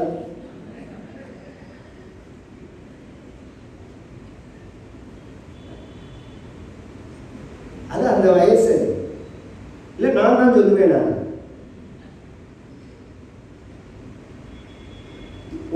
நான் ஒருத்தரை சொன்னா கோச்சுக்காக என்ன சொல்லிக்கிறேன். ஒருத்தரை பத்தின உயர்வை சொல்றதுக்கு தான் நாம ஒத்துப்போமே தவிர தாழ்வை சொல்றதுக்கு ஒத்துக்க மாட்டோம். இந்த ஸ்ரீருத்ரம் என்ன சொல்றது? உயர்வையும் சொல்றது தாழ்வையும் சொல்றது. அதான் விஷயம் இல்லை. ஒரு இடத்துல பரமேஸ்வரனுக்கு ஈஸ்வரனா ஒருத்தர் உண்டா? ஈஸ்வர சர்வபூதானா பிரம்மாதிபதி பிரம்மணோதிபதி அப்படிங்கிறது. இன்னொரு இடத்துல பஞ்சதே பரிவஞ்சதே ஸ்தாயூடாம் பதயே நமஹ நயவஞ்சகங்கிறது. திருட்டு பயன்கள் தஸ்கரா நாம் பதயே நமோ நமஹ அப்படிங்கிறது. வேதமே சிவபெருமானை பார்த்து திருட்டு பயன் அப்படிங்கிறது. நீங்க சொல்ற திருட்டுத்தனத்துக்கும் வேதம் சொல்ற திருட்டு பயனுக்கும் வித்தியாசம். வேதம் சொல்றது எந்த திருட்டு பயனுக்கும் சொல்றது? தொடுடைய செவியன் விடையேறி ஒரு வெண்மதி சூடி காடுடைய சுடலை பொடி பூசியன் உள்ளம் கவர்கல்வன். இந்த கல்வனை தான் வேதம் சொல்றாங்க. என் உள்ளம் கவர்கல்வன்கிறாரோட ஞான சம்பந்தர். கல்வன்கிற வார்த்தை திருடனை குறிக்கிறது தான். அது என்ன கல்வன்கிறது இருக்கணும். அந்த ருத்ர பாகங்களை ஜபம் பண்ணினா ரொம்ப விசேஷம். பொதுவாக அதனுடைய மகிமைகளை சொல்லிட்டு வர, பொதுவாக ஒருத்தனுக்கு சௌக்கியமா இருக்கணும் அப்படிங்கிற எண்ணம் எல்லாருக்குமே உண்டு. ஒரு ஈயருலேருந்து ஆரம்பிச்சு மனிதர்கள் பரியந்தம் இயக்கம் எதை நோக்கி நடக்கிறதுனா சுகத்தை நோக்கி. பொதுவாக இந்த சப்ஜெக்டே கொஞ்சம் ட்ரையாக இருக்கும், கவனிச்சு கேட்கும். ஏன்னா நாலெட்ஜ் வைஸ் சப்ஜெக்ட். கதையாக இருந்ததுன்னா பொழுது போகும், பக்தியாக இருந்ததுன்னா ரசமாக இருக்கும். இது ஞானப்பிரதமான சப்ஜெக்டாக இருக்கிறதுனால கவனிச்சு கேட்கணும்.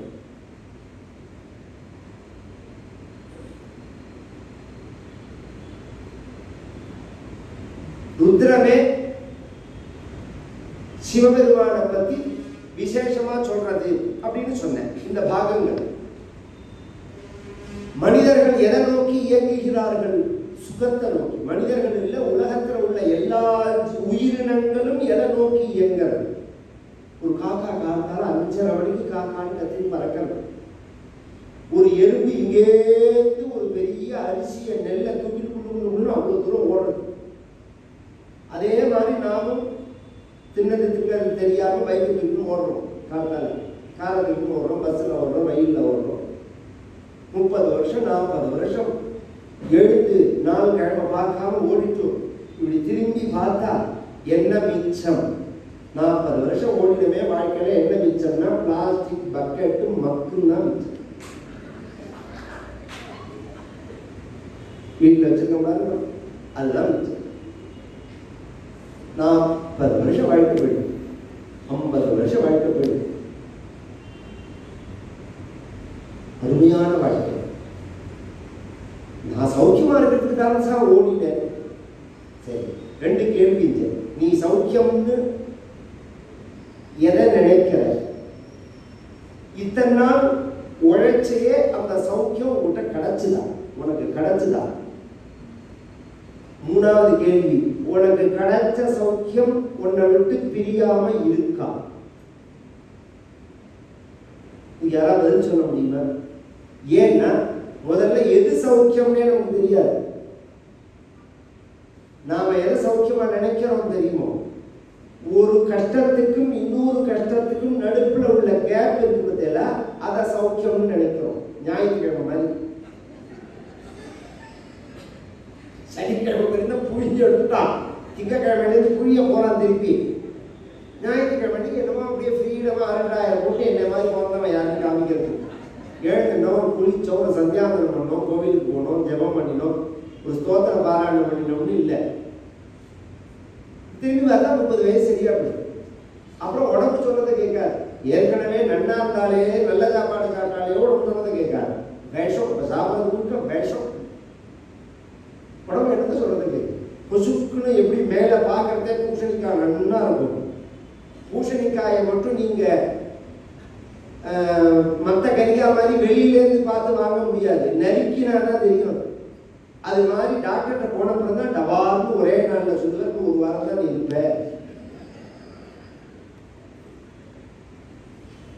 சொத்த பூசணிக்காய் மாதிரி உடம்ப வளர்த்தா போதுமா? அருமையான வாழ்க்கையை விட்டுட்டோமே நம்ம, கிடைக்குமா? சுகம்னு நாம் எதை நினைக்கிறோம்? கஷ்டமில்லாத நிலைய சுகம்னு நினைக்கிறோம். அதுக்கு மேல ஒரு ஆனந்தமும் ஒண்ணு. அது நாம சுகம். இன்னும் சில பேர் நான் கல்யாணம் பண்ணிட்டா சௌக்கியம், குழந்தை பிறந்தா சுகம், வேலை கிடைச்சா சுகம், ப்ரமோஷன் கிடைச்சா சுகம், வீடு கட்டினா சுகம், கொஞ்சம் பணம் சேர்த்தா சுகம், கார் வாங்கினா சுகம், எல்லாம் கிடைச்சது, சுகமா இருக்கியா?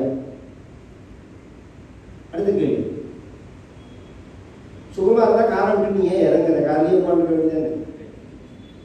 சுகமா இருந்தா வீட்டை விட்டு ஏன் வெளியில வர? வீட்லயே உட்கார வேண்டியதானே. வீடா சார் அதுங்கிறோம். இங்கே அது மாதிரி கோயில் வந்து அரசமரத்தில் உட்காந்துக்கலாம், 8 மணி ஆச்சே போகல, ஏன்னா வீடா அதுங்கிறோம். கல்யாணம் பண்ணிவிட்டு சௌக்கியம் நினைச்சா 10 மணிக்கு ஒரு வீட்டுக்குள்ள போக மாட்டேங்கிறோம். கோர்த்து மாதிரி அதுக்கப்புறம் 2 மணி நேரம் கோர்த்து இருக்குங்க. புள்ள நிம்மதியே போச்சு சாருங்கிறோம். எல்லாருக்கும் இல்லை. இப்ப நான் சொல்ற விஷயம்லாம் எல்லாருக்கும் இல்லை. இதெல்லாம் நல்லபடியா அமைஞ்சவாலும் இருக்கா. இதனால சுகம்னு நீ நினைக்கிற பத்தியா? அதனால சுகம் கிடையாது. அதுதான் விஷயம். பகவான்கிட்ட நாம வேண்டும் போதே என்ன சௌக்கியமாவேன்னு நீ கேட்டுட்டேன்னா பிரச்சனையே கிடையாது. எனக்கு கல்யாணம் பண்ணி வைன்னு கேட்டாதான் பிரச்சனையே. எனக்கு குழந்தைய கொடுன்னு கேட்டாதான் பிரச்சனையே. எனக்கு வீட்டை கொடு. கல்யாணம் பண்ணி எத்தனை பேர் சந்தோஷமா கை தட்டுறேன். அது மட்டும் இல்லை, 2 சைடுக்கும் அது பொருந்தும். பொம்மநாட்டிக்கு ஆம்பளைக்கு மட்டும் இல்லை, பொம்மநாட்டிக்கும் பொருந்தும். பொம்மநாட்டிக்கு எவ்வளவு சௌக்கியமா இருக்கும். பொம்மநாட்டிக்கு மாதிரி கட்டு சத்தியில் நிற்கிறார். அசத்தெல்லாம் கல்யாணம் பண்ணிட்டு 2 பக்கமும் இருந்தது. ஒன்னே நான் பேசுறவன் ஆம்பளைங்கிறதுனால ஆம்பளை பட்சம் எடுத்துக்க வேண்டாம். பொதுவான விஷயத்துல தான் பேசுறேன். நாம் பகவான்கிட்ட எனக்கு சௌக்கியத்தை கொடுன்னு கேட்கறது இல்லை, எனக்கு இதை கொடு அதை கொடுன்னு கேட்கிறோம். அதுதான் இந்த பிரச்சனை. பகவான் என்ன பண்றா? அதெல்லாம் கொடுத்துட்டு சௌக்கியத்தை எடுத்துக்கிறோம். என்ன சௌக்கியத்தை கொடுன்னு நீ கேட்டிருந்தேன்னா உனக்கு எது சௌக்கியமோ அதை கொடுப்ப. ஒரு கால் நீ விரும்பினது கிடைக்கலன்னா கூட உனக்கு சௌக்கியம் அதுதான். ஒரு பெரிய பணக்காரர்கிட்ட 2 பேர் வேலை செஞ்சாங்க. பெரிய பண்ணை வச்சிருக்காரு, 100 ஏக்கர் விவசாயம். அவருக்கு பர்த்டே வந்தது. அந்த முதலாளி வந்து இந்த 2 பேர் வேலை செய்யறவா அக்கௌண்டன்ட் மாதிரி இருக்கிறவாள்கிட்ட ஒரு கிஃப்ட் கொடுக்கணும்னு நினைச்சார். உனக்கு என்ன கிஃப்ட் வேணும்னு கேட்டார். அதுக்கு ஒருத்தர் சொன்னாரு, எங்க வீட்டில் ரொம்ப பாலுக்கு கஷ்டப்படுறோம் நாங்க, அதனால எனக்கு வந்து ஒரு வேலைக்கு 5 லிட்டர் 6 லிட்டர் கறக்கிற மாதிரி நல்ல பசுமாடு கொடுக்கும் அப்படின்னு. உடனே எந்த பசுமாடு உனக்கு பிடிச்சிருக்கோ அதை எடுத்துட்டு போனார். அவர்கிட்ட 100 பசுமாடு இருக்கு. அவர் வீட்டில். இன்னொருத்தரை கூப்பிட்டு உனக்கு என்ன வேணும்னா, எனக்கு அதே ப்ராப்ளம் தான். அப்போ நீனும் பசுமாடை அடுத்து வேண்டாம். ஏன்னா பசுமாடை வச்சு கட்டுற அளவுக்கு எனக்கு இடம் கிடையாது, அதை பராமரிக்கிறதுக்கு எனக்கு சக்தியும் கிடையாது, அது சாணி வர்றதுக்கு ஆளும் கிடையாது, அதனால அதெல்லாம் எனக்கு முடியாது. அப்போ என்ன வேணும்னா, உங்கள் வீட்டிலேருந்தா வேலைக்கு 5 லிட்டர் பால் கொடுத்து போகணும்.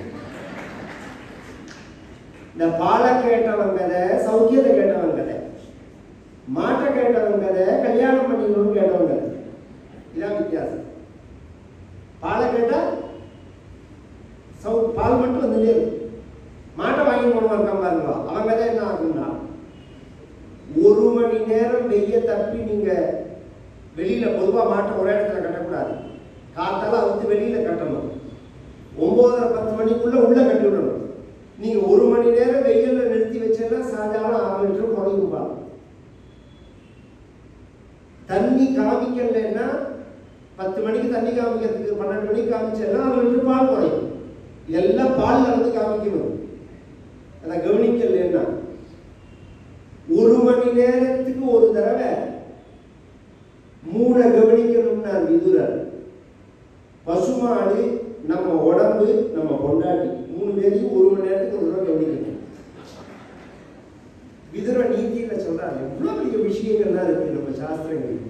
1 மணி நேரத்துக்கு ஒரு தடவை உடம்பு பார்த்துக்கணும். நம்ம வெளியில வந்தா கிருகிருன்னு எவ்வளவு டீஹைட்ரேட் ஆகுது இந்த வெயில். என்னன்னே தெரியாம இருக்கிற எத்தனை பேர் இருக்கா?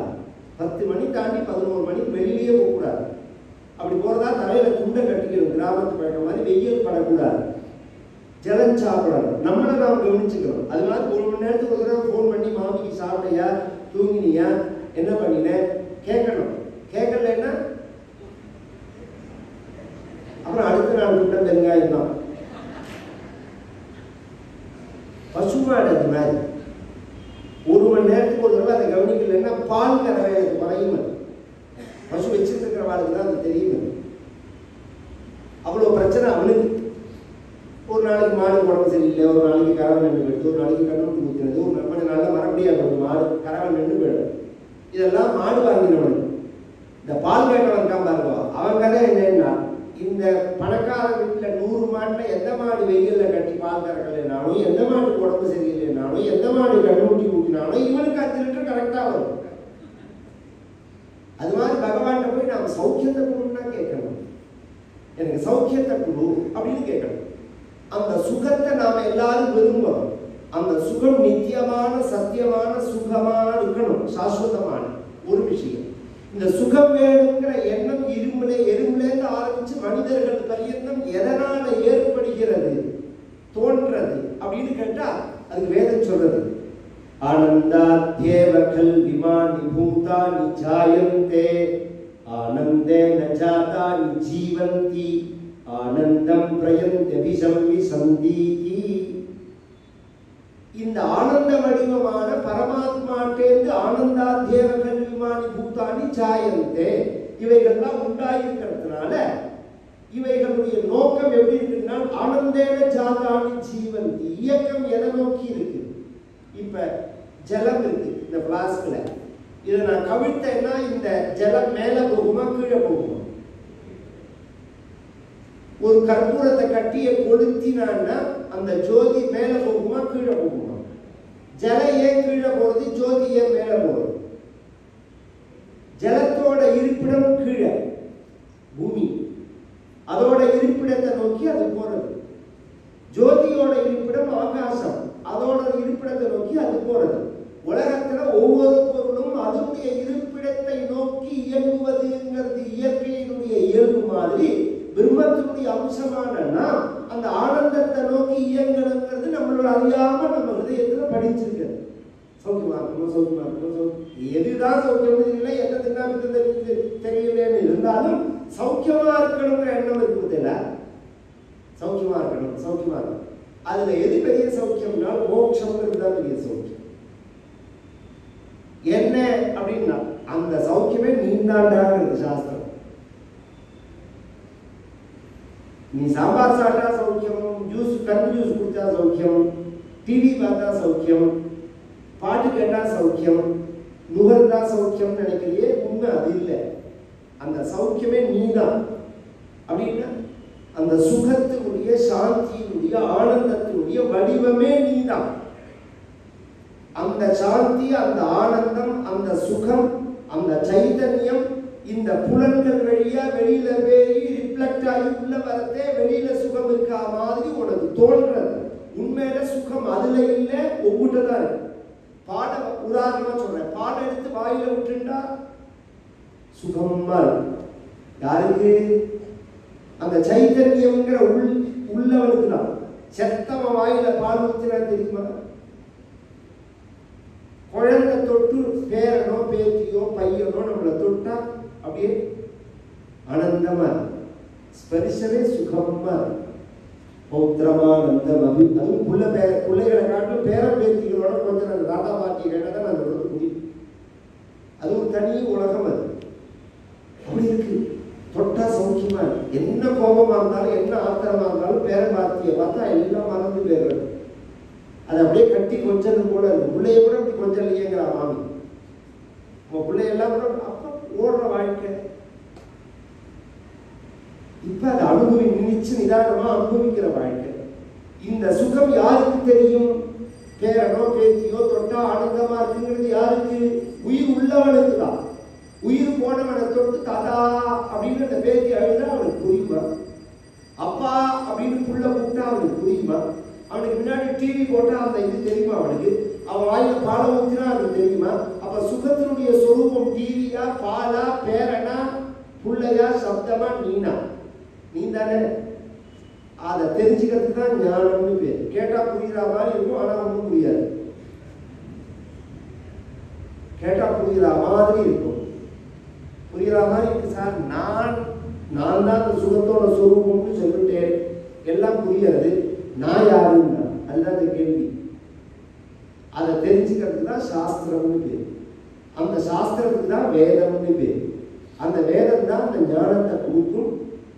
வேதத்தை தவிர்த்து நீங்க ஞானத்தை அடையிறதுக்கு பல மார்க்கங்கள் இருந்தாலும் வேதம் மூலமா ஞானத்தை அடையலாம்.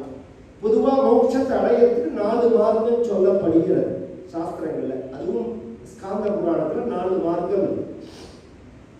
ஒண்ணு வந்து வேதத்தை, இது பிரணவத்தை அனுசந்தானம் பண்றது, ஓம் அப்படிங்கிறத இடைவிடாம சொல்றது.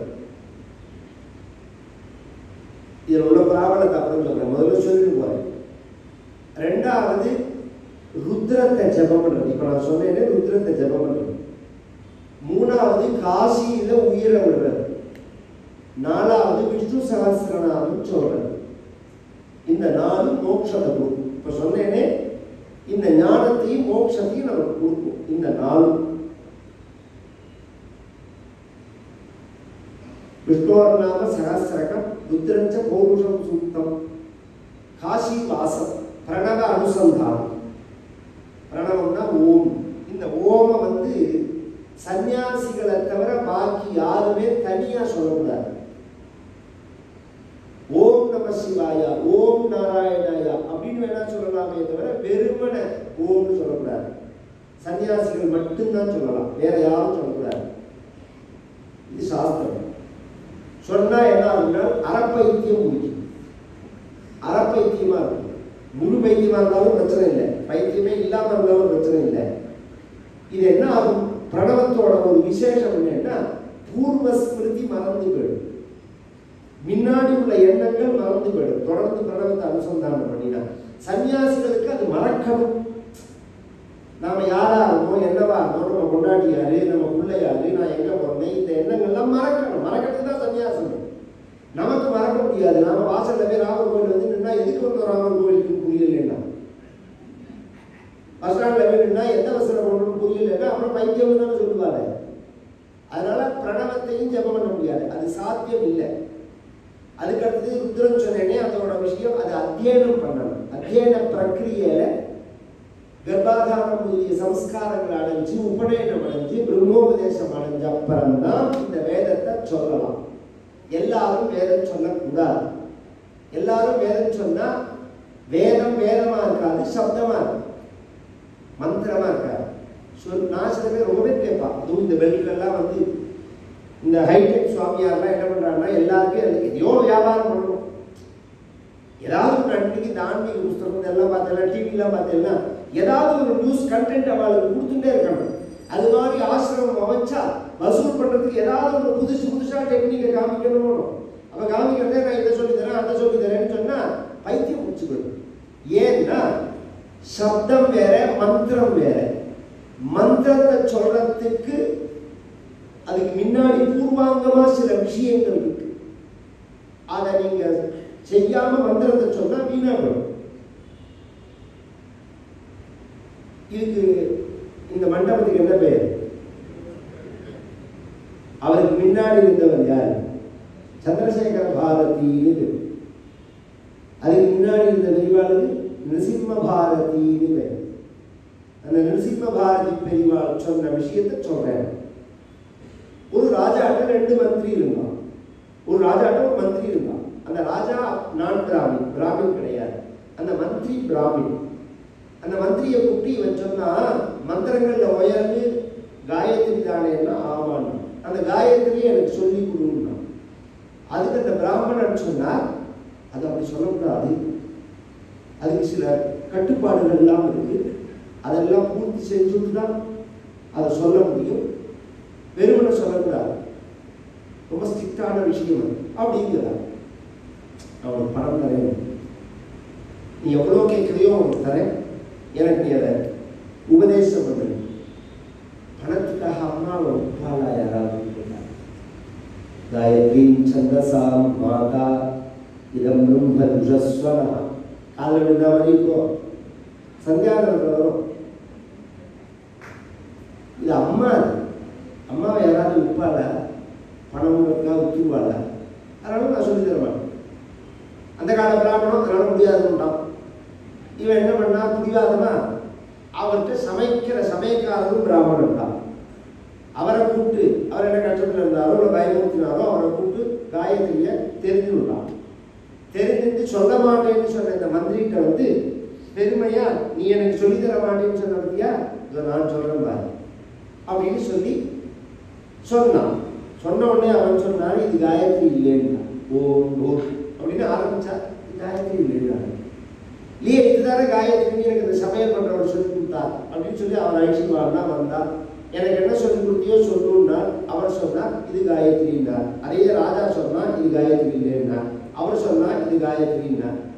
ராஜா கேட்டான், என்ன பைத்தியம் நினைச்சியாம? ஒரே வார்த்தை அவன் சொன்னா காயத்ரிங்கிற, நான் சொன்னா காயத்ரி இல்லைங்கிற, என்ன நினைச்சிட்டு இருக்கேன்?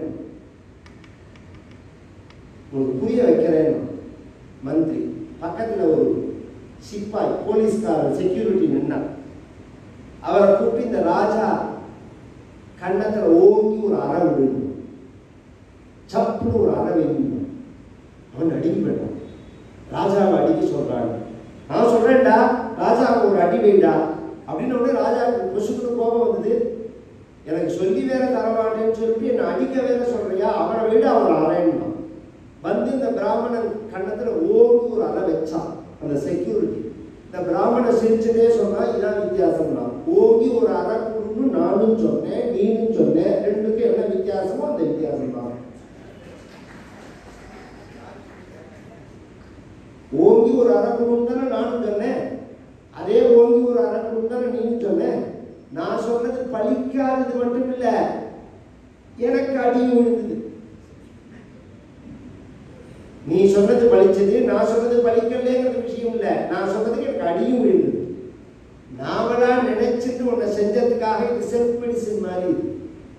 இதுல வந்து குறுகின புத்தியை ஒண்ணு வச்சுக்கோங்க. எப்ப நீங்க நாலெட்ஜ விருத்தி பண்ணிக்கணும்னு நினைக்கிறீங்களோ அப்ப விசாலமா புத்தியை வச்சுட்டாதான் நாலெட்ஜ் வரும். நீங்க குறுகிய புத்தியை வச்சு பார்த்தேன்னா வராது. இதை நான் சொல்லல, உட்ராஃப்னு ஒருத்தர் ராத்திரி போய் எல்லாத்தையும் குறிச்சு வச்சுட்டு சர்ச் பண்ணுவோம். கல்கத்தா ஹைகோர்ட்ல சுப்ரீம் கோர்ட்ல ஜட்ஜா இருந்தவர் உட்ராஃப் அப்படின்னு பேரு. தந்திர சாஸ்திரம்னு புஸ்தகம் எழுதியிருக்காரு.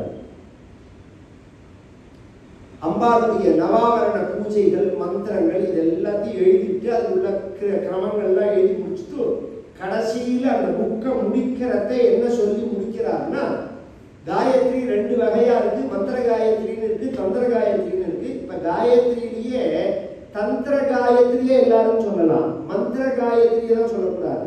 அது ஒரு வித்தியாசம் இருக்கு. மந்திர காயத்ரி என்னன்னு நான் சொல்லல, தந்திர காயத்ரி என்னன்னு சொல்றேன்.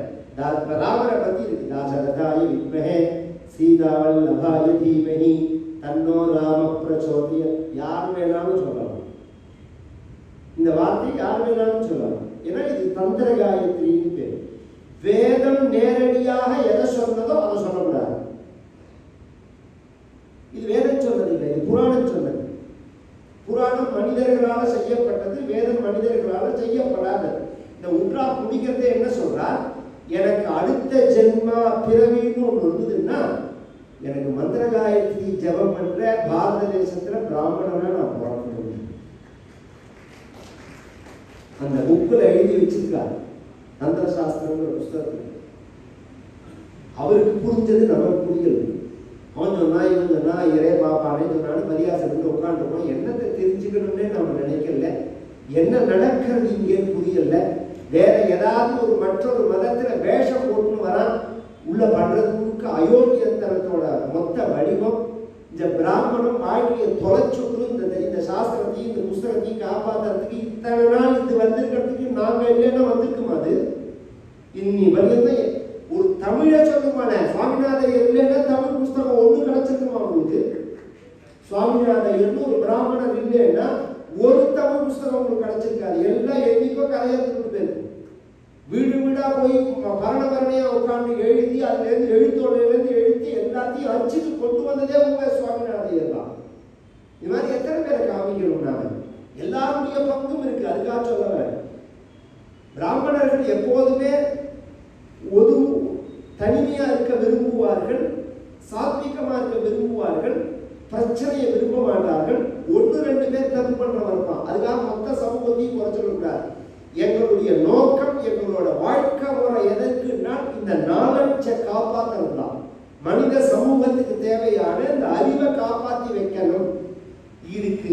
இதை நான் சொன்னா உங்களுக்கு ஏற்றுக்க முடியாது. இஸ்ரேல்ல ஸ்கூல் சிலபஸ்ல இந்த சப்ஜெக்ட் இருக்கு. உலகத்துல உயர்வான ஒரு நாடு இருக்கு, அதுக்கு இந்தியான்னு பேரு. அந்த இந்தியாவில் உள்ள அந்த சாஸ்திரங்கள்லாம் உயர்வானது. உலகத்திலேயே ஜூஸ் இன மக்களை, இஸ்ரேலில மக்களை வெறுக்காம விரட்டாம சண்டை போடாம ஆதரிச்ச ஒரே நாடு பாரதம் மட்டும்தான். அவர்கள் எங்க போனாலும் விரட்டி அடிக்கப்பட்டார்கள். யார் இன்னைக்கு கேரளாவில் இருக்கான், இன்னைக்கு பாம்பேல இருக்கான். இன்னைக்கே நம்ம வீட்டுக்கு போயிட்டு வந்து சர்ச்சை கட்டினா கூட பாய், மசூதி கட்டினா கூட பாய் சௌக்கியமா இருக்கலாம்னு கேட்கிறோம். நாம நீ என்கிட்ட பிரச்சனை பண்ண வந்தாதான் பிரச்சனை. நீ உட்கார்ந்து பார்த்துட்டு இருக்கிறது எனக்கு ப்ராப்ளமே கிடையாது. நீ உன் காரியத்தை என்ன செய்யுன்னு சொல்லக்கூடாது.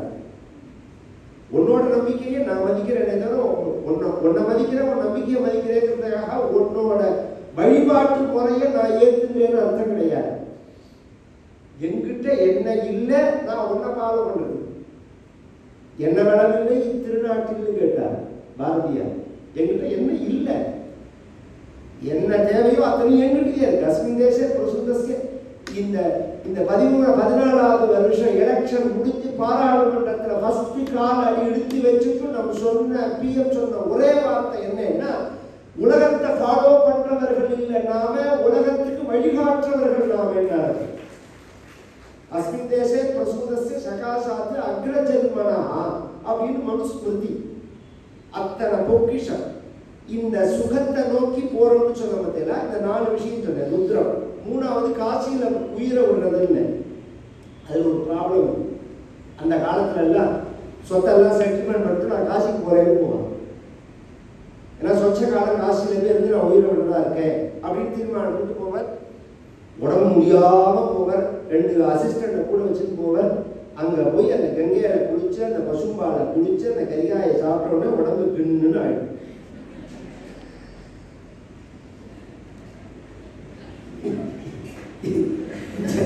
சேர்ந்து நடக்க முடியாம 2 பேர் கை பிடிச்சாங்க. கும்படவர்கள் அங்க வீச்சு வீச்சுன்னு விஸ்வநாதர் கோயில் போயிட்டு வருவார். ஏன்னா அந்த பால் பால் அது மாதிரி அவ்வளோ சத்தா இருந்தது. கேட்க எனக்கு பிடிச்ச எல்லாம் நண்டியான உடனே எதுக்கு வந்திருக்கேன், நான் சொச்ச காலேஜ் தான் உயிரோட குறையில சொல்லிட்டு இருப்பேன். 10 வருஷம் தங்குவார், உயிர் போகாது. சொந்தக்கார கல்யாணம்னு நடுப்புல ஒரு நாள் வருவர் கோயம்புத்தூருக்கு கொசுக்குன்னு போயிடுவேன். 10 வருஷம் காசியில் தங்கினாரே அங்கே உயிர் போகக்கூடாதா? ஒரு நாள் கல்யாணத்துக்கு வந்துட்டு போற இடத்துல உயிர் போகணுமான்னா இங்க கல்யாணம் வச்சதே ஒரு உயிர் எடுக்கிறதுக்கு தான். அவ்வளவு சுலபமா காசியில உயிரோடுறதுக்கு அவ்வளவு சுலபமா? யதாவர்ணய கர்ணமூலே இந்த காலே சிவோராம ராமேதி ராமேதி காஸ்யம் ததேகம் பரம் தாரகம் பிரம்ம தத்துவம் பஜேகம் பஜேகம் பஜேகம் பஜேகம். விஸ்வேஸ்வரர் விசாலாட்சியோட வந்து வலது காலில் ராமநாமாவை சொல்லுவார். எந்த ஜீவன் காசியில உயிர் வருதோ அந்த ஜீவன். 4வது விஷ்ணு சஹஸ்ரநாமம். இது எல்லாரும் சொல்லலாம். காசியில உயிர் வருது நம்ம கையில இல்ல.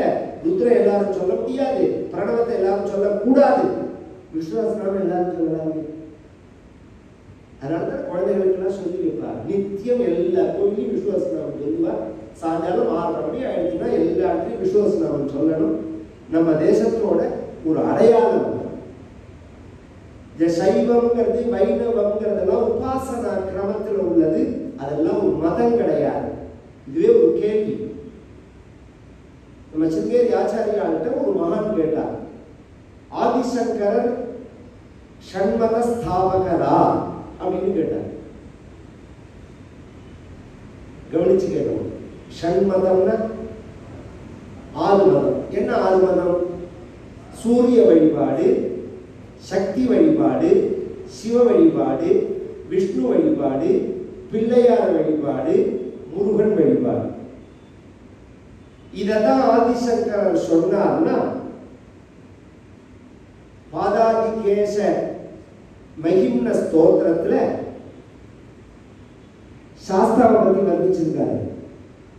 ஐயனாரை பத்தி ஐயப்பனை பத்தி சொல்லியிருக்காரு. அந்த வழிபாடு இதுக்குள்ள வரலையே. அப்ப ஐயப்பனை வழிபடலாமா கூடாது? ஐயப்பனுக்கு போயிட்டு வரவே இல்லாத ஐயப்பனை வழிபடாத ஜனங்களே கிடையாது. ஐயனார் இல்லாத கிராமமே கிடையாது. சவுத் இந்தியாவில் எந்த கிராமத்தை எடுத்தினாலும் ஐயனார் இல்லாத கிராமமே கிடையாது. சிவன் கோவில் இல்லாம இருக்கும், முருகன் கோவில் இல்லாம இருக்கும், ஐயனார் கோவில் இல்லாம இருக்காது. அப்ப ஆச்சாரியால் ஆதிசங்கரர் ஷண்மதத்தை ஸ்தாபிச்சார்னு மட்டும் நாம புரிஞ்சுக்க கூடாது. அத்வைதத்தை ஸ்தாபிச்சார்னு தான் புரிஞ்சுக்கணும். அவர் என்ன ஸ்தாபகர்னா அத்வைத ஸ்தாபகர். அவர் துவைத்தம் அத்வைத்தம் இரட்டை கிடையாது, ஒண்ணுதான். அப்படி நமக்கு அந்த பேதம் கிடையாது. அதுக்காக சொல்ல வர அக்ரஹாரம்னு அதனாலதான் பெயர்.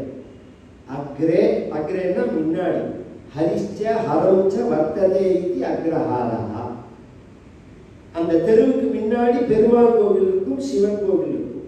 இது மாதிரி எந்த தெரு இருக்கோ அதுக்கு அக்ரஹாரம்னு பேர்.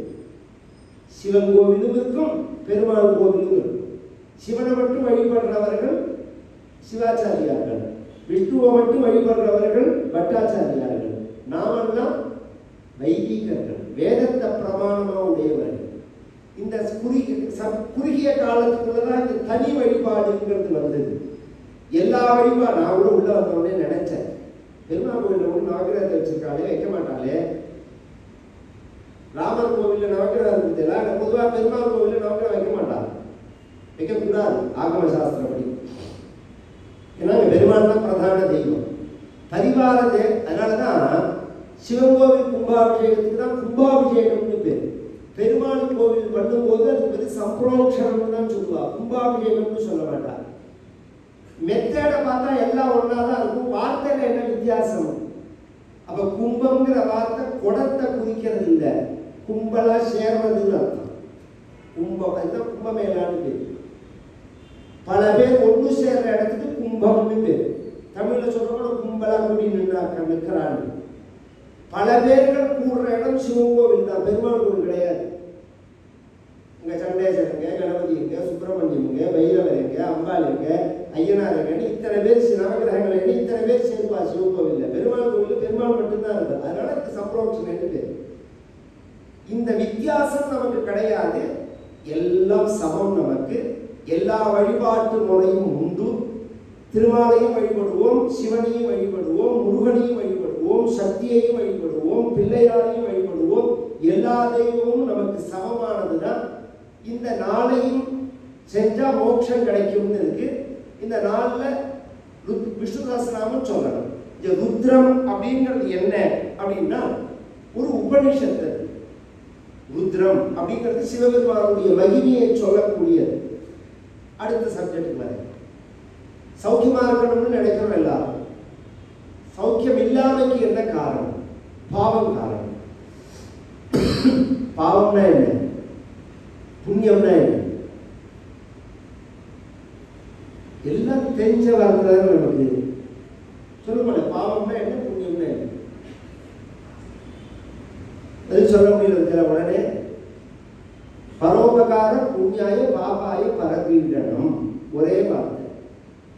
உலகத்துல மற்றவர்களுக்கு சந்தோஷத்தை கொடுத்தா அதுக்கு புண்ணியம்னு பேர், மற்றவர்களை துன்புறுத்தினா அதுக்கு பாவம்னு. ஒரே வார்த்தை. பரோபகார புண்ணியாய பாபாய பரபீடனம். இந்த பரபீடனம்ங்கிறது மனிதர்களை மட்டும் இல்லை, உயிரினங்கள் எல்லாம். அந்த காலத்துல பார்த்தேன்னா வீட்டுக்குள்ள ஒரு பாம்பு வந்துன்னா அப்படி தட்டி தட்டி கொண்டு வாசல் விட்டுருவான். ஒரு தேள் வந்ததுன்னா, ஒரு பூரா வந்ததுன்னா சாணி அப்படின்னு வந்து மேலே அப்பி கொண்டு போய் வாசலை போட்டுட்டா போடும். இப்போ அதுக்குன்னு இப்போ வீட்டுக்கு ஒரு டப்பாவை வாங்கி மூளை மூளையாக அடிக்கிறான். ஒரு கொஞ்ச காலத்துக்கு முன்னாடிலாம் இந்த டப்பா ஸ்ப்ரே வரதுக்கு முன்னாடி மண்ணெண்ணெயை ஊற்றி கொளுத்துவான். எறும்பு குத்துல மண்ணெண்ணெயை ஊற்றி கொளுத்தி பக்கத்தில் உட்காந்துன்னு எல்லா எறும்பையும் அது உள்ள ஃபுல்லாக கூட அப்படி கொல்லி வச்சுட்டு அண்ணனை போடுவான். நம்ம பக்கத்தில் இருந்து கொல்லி வச்சு அதை தள்ளி விட்டு எல்லாம் பண்ணுறான். இந்த மாதிரி ஹிம்சைலாம் இந்து மதத்தில் கிடையவே கிடையாது. ஒரு பொருள் அழிக்கிறதுக்குள்ள அதிகாரம் யாருக்குமே கிடையாது. ஒரு உயிர் அழிக்கிறதுக்குள்ள அதிகாரம் யாருக்குமே கிடையாது. நமக்கு எப்படி இந்த உலகத்தில் வாழறதுக்கு உரிமை உண்டோ அது மாதிரி எல்லாருக்கும் உரிமை உண்டு. எல்லா உயிரினங்களுக்கும் உரிமை உண்டு. நம்ம வாழ்க்கையில குறுக்கிட்டுதுன்னா நாம் அப்புறப்படுத்தலாமே தவிர அழிக்கக்கூடாது. அப்புறப்படுத்தி வாழறது தான் நம்ம வாழ்க்கை முறை. அழிச்சு வாழறது தான் இப்போ வந்திருக்கிறது. இதெல்லாம் பாவம். கொசுவை இப்படி பேட்டை வச்சு தேடிட்டு போய் அப்படி கொசுக்கிற மத்தியில இது மாதிரி 100 இருக்கு மேல நரகத்துல காத்து இருக்கு. ஒரு கொசுவலையை கட்டினா முடிஞ்சு போச்சு. எவ்வளவு சிம்பிளான விஷயம். ஒரு கொசுவலையை கட்டிட்டா ஒரு கொசுவை நாம கொல்ல போறது. வீட்டுல எல்லாம் அழகா கற்பூரத்தை போட்டு சாணியை போட்டு மொழிகி வச்சோம்னா ஒரு பூச்சி வரவே வராது. முதல்ல ஊழல் பண்ணாம இருந்தாலே ஒன்றும் வராது. எல்லாத்தையும் கொட்டி கிட்டி சிந்தி கிந்தி வச்சாதான் உயிரினங்கள்லாம் வருவே தவிர இதெல்லாம் பண்ணணும்னு வரவே வராது. இது மாதிரி பண்றதுக்குலாம் பாவம்னு பேர். இந்த பாவத்தை 9 வகையா பிரிக்கிறது சாஸ்திரம். மகாபாதகம், அதிபாதகம், சமபாதகம், உபபாதகம், சங்கலீகரணம், மலினீகரணம், அபாத்தியீகரணம், ஜாதி பிரம்சகரம், பிரகீர்ணகம் அப்படின்னு 9 வகையா பிரிக்கிறது. இதுல கீழே ஆரம்பிக்கிறேன். இப்ப நான் சொன்ன பாருங்க. பிரகீர்ணகம்னா என்னன்னா அப்பா அம்மா நமக்கு டீச்சர் இவர்களை வந்து ஒருவேளை பேசுறது. வா போ, வாடா போடா அப்படிலாம் சொல்றது. அந்த காலத்துல கவனிச்சோம்னா அப்பா அம்மா 2 பேரையுமே வாங்கோன்னு சொல்ற குழந்தைகளையும் நான் பார்த்துருக்கேன். அப்பா அம்மா 2 பேரையுமே வாங்கோன்னு சொல்லுவோம். அப்புறம் அப்பாவை மட்டும் வாங்கோன்னு சொல்லும், அம்மாவை வான்னு சொல்லுவான். இப்ப அப்பாவையே வாடா போடாதான். இது எப்படி வர்றது இந்த பழக்கம்னா குடும்பத்தில் உள்ளவாளை பார்த்துதான் நமக்கு வருது. ஒரு காலத்துல எல்லாரும் மதிச்சதுனால வாங்க போவோம்னு சொல்லுவோம். அப்புறம் கொஞ்ச நாள் ஆன உடனே அம்மாவை மட்டும் எல்லாரும் அம்மாவை அப்பா வந்து ஏய் வா போ இப்படிலாம் எப்ப அப்படிலாம் சொல்லக்கூடாது. என்ன ஆடா மாடா ஏய் வாய் போங்க அப்படிலாம் கூப்பிட ஆரம்பிச்ச உடனே குழந்தைகள் அம்மாவை வா போன்னு, அம்மா அப்பாவை வாங்க போங்கன்னு சொன்னதை பார்த்து வாங்க போகணும். இப்ப அவளே வாடா சீனிவாசன் தான் கூப்பிடுறா. அதனால இதுவும் வாடா சீனிவாசன் தான் கூப்பிடுறது.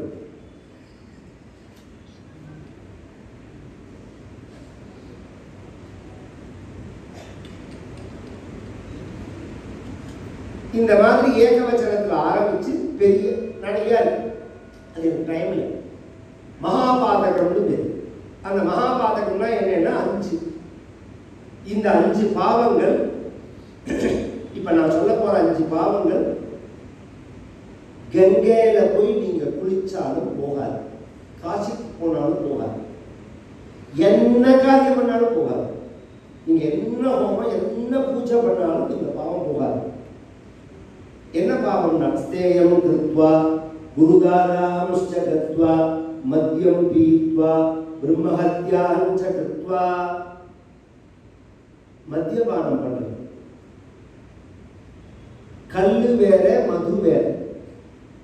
ரொம்ப பேருக்கு தெரியாது. கல்லு குடிக்கிறதுங்கிறது இது கிடையாது. மத்தியபானம்னு அங்கே என்னென்ன சம்ஸ்கிருதத்துல தான் நம்ம கிராமத்தில் கல்லுன்னு சொல்லி தானே பழக்கம். நான் கல்லுன்னு சொல்லி சொன்னார். அப்படி சொன்னா கல்லு நல்லது, கல்லை போய் இதில் சேர்க்காட்டி போனால் நான் அப்புறம் அவர் சொன்னப்போ நானே யோசனை பண்ணேன். ஆமாம், கல்லுங்கிறது வந்து இது மாதிரி கிடையாது. இது மாதிரி வேட்டி வந்து தெரியாமல் நடுரோட்டில் கிடக்கிற மாதிரிலாம் அது மாதிரி கிடக்க மாட்டான். அது வந்து உடம்பு வலி தெரியாமல் வேலை செஞ்சுட்டே இருப்பாங்க. அது ஒரு இளநீ குடிக்கிற மாதிரி, இது குடிக்கிற மாதிரி. அதையே இப்போ பார்த்தா வெய்ய காலத்தில் எதுவும் கொக்கு மண்டல மக்கள்லாம் ஒதுக்குனா வரிசையாக தெருவுக்கு பானை வச்சு வைக்கிறான். கேட்டால் பதநீர். ஒரே ஒரு வித்தியாசம், சுண்ணாம்பு போட்டால் பதநீர், சுண்ணாம்பு போடலைன்னா அது கல்லு தான்.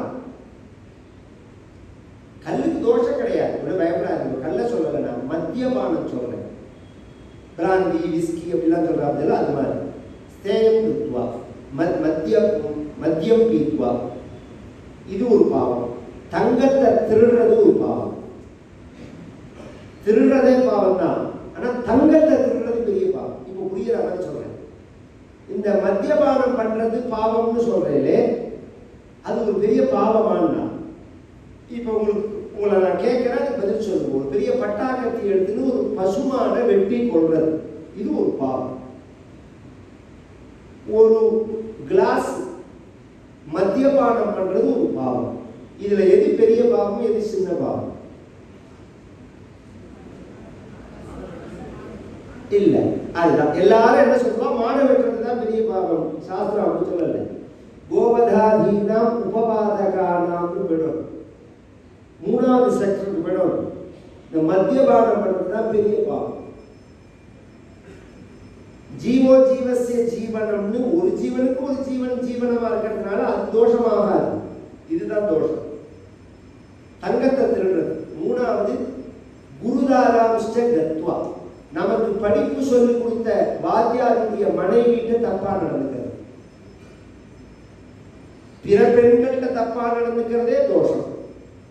அதுலயும் பிரத்யேகமா நமக்கு பாடம் சொல்லி கொடுத்தவா இருக்காங்க. இங்க குருன்னா அந்த 5 குறிக்கும். குருங்கிறது படிப்பு மட்டும் இல்லை. பஞ்சைத்தே பிதரஸ்மிருதா குருஸ்மிருதா அன்னதாதா பயத்ராதா வித்யாதாதா கன்யாதாதா ஜனக பிதா.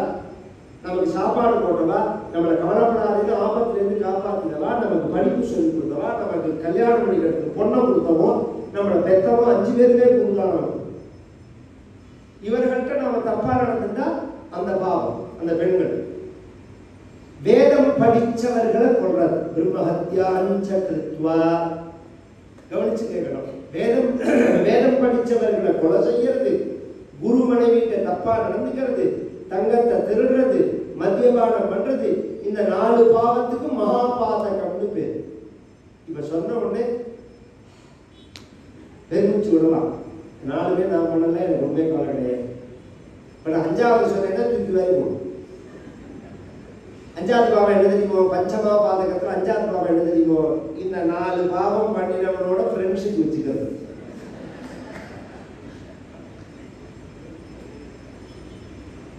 நாம பழகிறவர்களுக்குள்ள இதை எவன் பண்ணினா எவன் பண்ணல நமக்கு. அப்ப எல்லாருமே பண்ணினதா ஆயிடும். இந்த பாவம் காசியில போய் நீங்க கங்கையில குளிச்சாலும் போகாது. இகஜன்மணி ரகசியகிருத பிரகாசகிருத பஞ்சமகாபாதக சதுஷ்டயம் எதிரிக்தானான்னு தான் அந்த சங்கல்பமே. பின்ன எங்க போகும்னா 2 காரியத்துலதான் அது போகும். இந்த ருத்ரம் இருக்குதுல, இந்த ருத்ரத்தை ஜபம் பண்ணினா போகும், பாகவத சப்தாகம் பண்ணினா போகும். பஞ்சோக்ரபாபா சலசர்பகாமினா சப்தாகயத்தேன கலவு புனந்திதே அப்படின்னு பாகவத சப்தாகம்னு அதை முறைப்படி பண்ணணும். அது பண்ணினா அந்த வைதிக கௌசிக சம்ஹிதையில சொன்ன முறைப்படி பெரும்பாலும் அப்படி பண்ணுறவா ரொம்ப குறைச்சது. நாம வாசிக்கிறது எல்லாம் பாகவத சப்தாகமாகாது. நாம வாசிச்சா அது அது புண்ணியம். யாரையாவது வாசிக்க சொன்னா புண்ணியம். நான் சொல்றது அப்படி இல்லை. மண்டலங்கள்லாம் போட்டு ஆவரணங்கள்லாம் பண்ணி பின்னாடி உள்ளதெல்லாம் பண்ணி திலோகமங்கள்லாம் உண்டு. அந்த முறையோட பண்ணினா அதுக்கு கௌசிக சம்ஹிதா முறைப்படி நடக்கிற சப்தாகம். இதுல இந்த ருத்ரங்கிறது இருப்பாங்க. அதுக்கு நிறைய பாகவத சப்தாகத்துக்கு செலவெல்லாம். இந்த ருத்ரங்கிறது நம்ம தேசத்துல எப்படி இருந்ததுன்னு சொல்லணும். இப்ப ருத்ரை காதிசினின்னு பண்றாங்க. அந்த சிஸ்டம் இப்ப பண்ற மாதிரி கிடையாது. முன்னாடி எப்படி பண்ணுவாங்கன்னா சாயங்கால வேலையில சிவன் கோவில்ல 5 மணிக்கு கலச ஸ்தாபனம் பண்ணுவாங்க. பண்ணி எல்லா பிராமணாலும் வந்துருவா. ருத்ர ஜபம் பண்ணுவா. ஜபம் பண்றதே இந்த கலசங்கள்லாம் வச்சுட்டு அந்த சிவாச்சாரியார் என்ன பண்ணுவார், ஒவ்வொரு ருத்ரத்துக்கும் ஒவ்வொரு அபிஷேகம் உள்ள பண்ணுவார். ஏகாதச திரவியத்தை வச்சு அபிஷேகம் பண்ணுவார். கடைசியில இந்த ஜலத்தை கொண்டு போய் அபிஷேகம் பண்ணுவார். இதுக்குதான் ருத்ராபிஷேகம்னு பேரு. அதை நாம தலையில கொட்டிக்க கூடாது. இன்னைக்கு எல்லா ராத்திரியும் அதான் நடக்கிறது. அது கரெக்டா தப்பாங்கிறதுக்கு ஒரு சின்ன திருஷ்டாந்தம் சொல்றேன். நம்ம தலையில கொட்டுறதுக்கு முன்னாடி ஒரு சாமியை வச்சு கொட்டிட்டு தானே கொட்டிக்கிறோம். நாம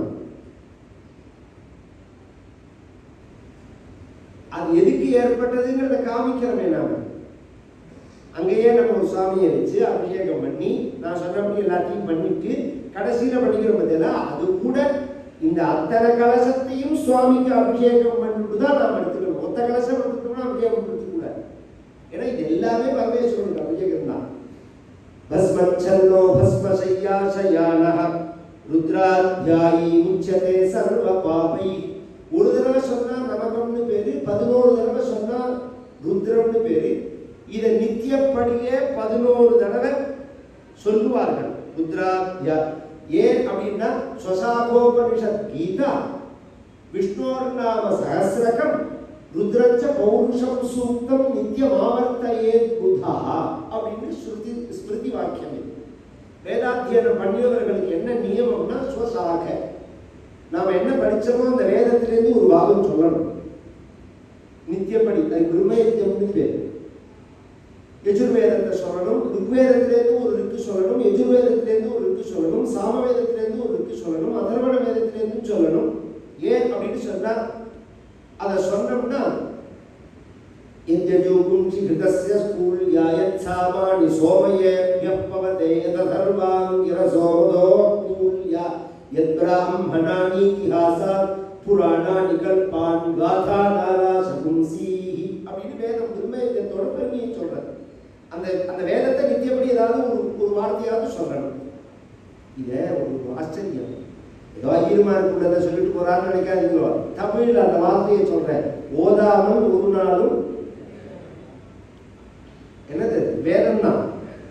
வேதோ நித்திய மதியதாம்னு ஆச்சாரியால் சொன்னதான் அவ்வை பிராட்டி ஓதாமல் ஒரு நாளும் இருக்க வேண்டாம்னா. ஸ்வசாக உபனிஷத், உபனிஷத்துலேருந்து ஒரு வாக்கியம் சொல்லணும். கீதையிலேருந்து கீதை இருக்கிறதுல அதுலேருந்து ஒரு ஸ்லோகம் 2 ஸ்லோகமாவது அத்தியாயமாவது பாராயணம் பண்ணணும். ஸ்வசாக உபனிஷத் கீதா விஷ்ணோர் நாம சஹஸ்ரகம் நித்திய விஷ்ணுரஸ்நாமம் பாராயணம் பண்ணணும். ருத்ரஞ்ச பௌருஷம் சூக்தம் ருத்ரம் ஒரு தடவை ஜபம் பண்ணணும். சமக்கம் கூட பண்ணணும்னு அவசியம் கிடையாது. புருஷ சுத்தம் சொல்லணும். ருத்ரம் சொன்னா புருஷ சுத்தம் சொல்லணும். அது சொன்னாதான் அது பூர்த்தியாகும். இதை நித்தியமாவர்த்தையே புதாகான்னு விதி. இதில் இன்னொரு விஷயம் சொல்றேன். சன்னியாசிகள்ல 3 விதம் உண்டு. இதெல்லாம் நாலெட்டுக்காக சொல்லி போறது. தீட்சை சப்ஜெக்ட் இல்லாமல் பேசலாம் நினைச்சவே வேண்டாம். ஒரு குச்சியை வச்சிருக்கிறவருக்கு ஏகதண்டின்னு பேரு, 3 குச்சியை வச்சிருந்தா திருதண்டின்னு பேரு. இது ஒரு வித்தியாசம் சன்னியாசத்துல. இன்னொரு வித்தியாசம் சொல்றேன். இந்த பூனல் குடுமி இது இல்லாதவர்களும் உண்டு, இது இருக்கிறவாளும் உண்டு. இல்லாதவர்கள் ஆதிசங்கரர் பொதுவான சன்னியாசிகள். வைஷ்ணவ சன்னியாசிகள் எடுத்து எல்லாம் இது இருக்கும். நாம இருக்கிற சன்னியாசிகளை பார்த்தா பூனலும் வச்சுட்டு இருப்பா, சிகையும் வச்சுட்டு இருப்பாவா. அது ஒரு சின்ன அபிப்பிராய பேதம். மந்திரவத்தா வச்சதை எடுக்கக்கூடாதுன்னு ஒரு வாக்கியம் இருக்கு, அதனால எடுக்கக்கூடாதுன்னு. எடுக்கணும்னு இருக்கு சன்னியாசத்துக்கு. இது அவாவா ஃபாலோ பண்ற விஷயம் இருக்கு. இந்த பூனலையும் சிகையும் விடுத்துட்டான்னு வச்சுக்கோங்க, என்ன பிரச்சனைன்னா வேதத்தை சொல்லக்கூடாது. இந்த பூனல் இருக்கிற பரிதம் தான் வேதம் சொல்லணும், பூனல் இருந்தா வேதம் சொல்லக்கூடாது. அப்ப என்ன விசாரம் அங்கன்னா உபனிஷத்து மட்டும் சொல்லலாம். ஏன்னா அது வேதம் 2 பாகமா அமைச்சிருக்கு. காமிய யஜ்ஞ பிரகரணங்களா இருக்கு, கர்ம காண்டமா இருக்கு, ஞான காண்டமா இருக்கு. நமக்கு பலன வேண்டி சில மந்திரங்கள் இருக்கு. அந்த மந்திரங்களை போய் ஒரு சன்னியாசிகள் சொன்னா, தஜாஸ்யாம் புத்திரானா தேவி பதிமேகா தசங்கிருதி அப்படின்னு சொன்னா 10 பிள்ளை எனக்கு வேணும்னு பிரார்த்திக்கிறது வேதம். ஒரு சன்னியாசி சொல்ல முடியுமா? சொல்லக்கூடாது. சமணத்தை எடுத்துட்டா அது மாதிரி 1000 பிரார்த்தனை இருக்கு. திருவத்சஷ்டமே, திருவத்சாச்சமே, சுகஞ்சமே, சயனஞ்சமே, சுக்ராச்சமே, சுதிரஞ்சமே, எத்தனையோ கேட்கறது. அதெல்லாம் ஒரு சன்னியாசிகள் சொல்லக்கூடாது, அதுல விதி கிடையாது. ஆனா ருத்ரத்தை கம்பல்சரி சொல்லிதான் ஆகணும். அத்தியாசிரமி சகத்வா ஜபேத் அனேன ஞானமாப்னோதி சம்சாரார்ணவ காரணம். அத்தியாசிரமினா சன்னியாசிகள். சகத்வா ஜபேத் ஒரு நாளைக்கு ஒரு தடவையாவது சொல்லணும். 11 தடவை சொல்லணுங்கிறது தான் சிஸ்டம். 11 தடவை சொல்றதுக்கு 2 மணி நேரம் ஆகும். அதையும் விசேஷமா ஜலத்துல நின்று இடுப்பளவு ஜலத்துல நின்று சொன்னா ரொம்ப விசேஷம். இப்படி ருத்ரத்தை சொல்லி பரமேஸ்வரனை பூஜை பண்ணினா ஒரு நாயனார்னு 63 நாயன்மார்கள் ஒரு நாயன்மார் ருத்ர பசுபதி நாயனார்னு பேர்.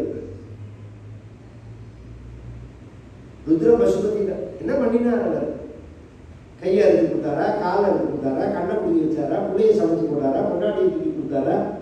என்ன பண்ணினார் அவர்னா ஒன்றும் பண்ணல.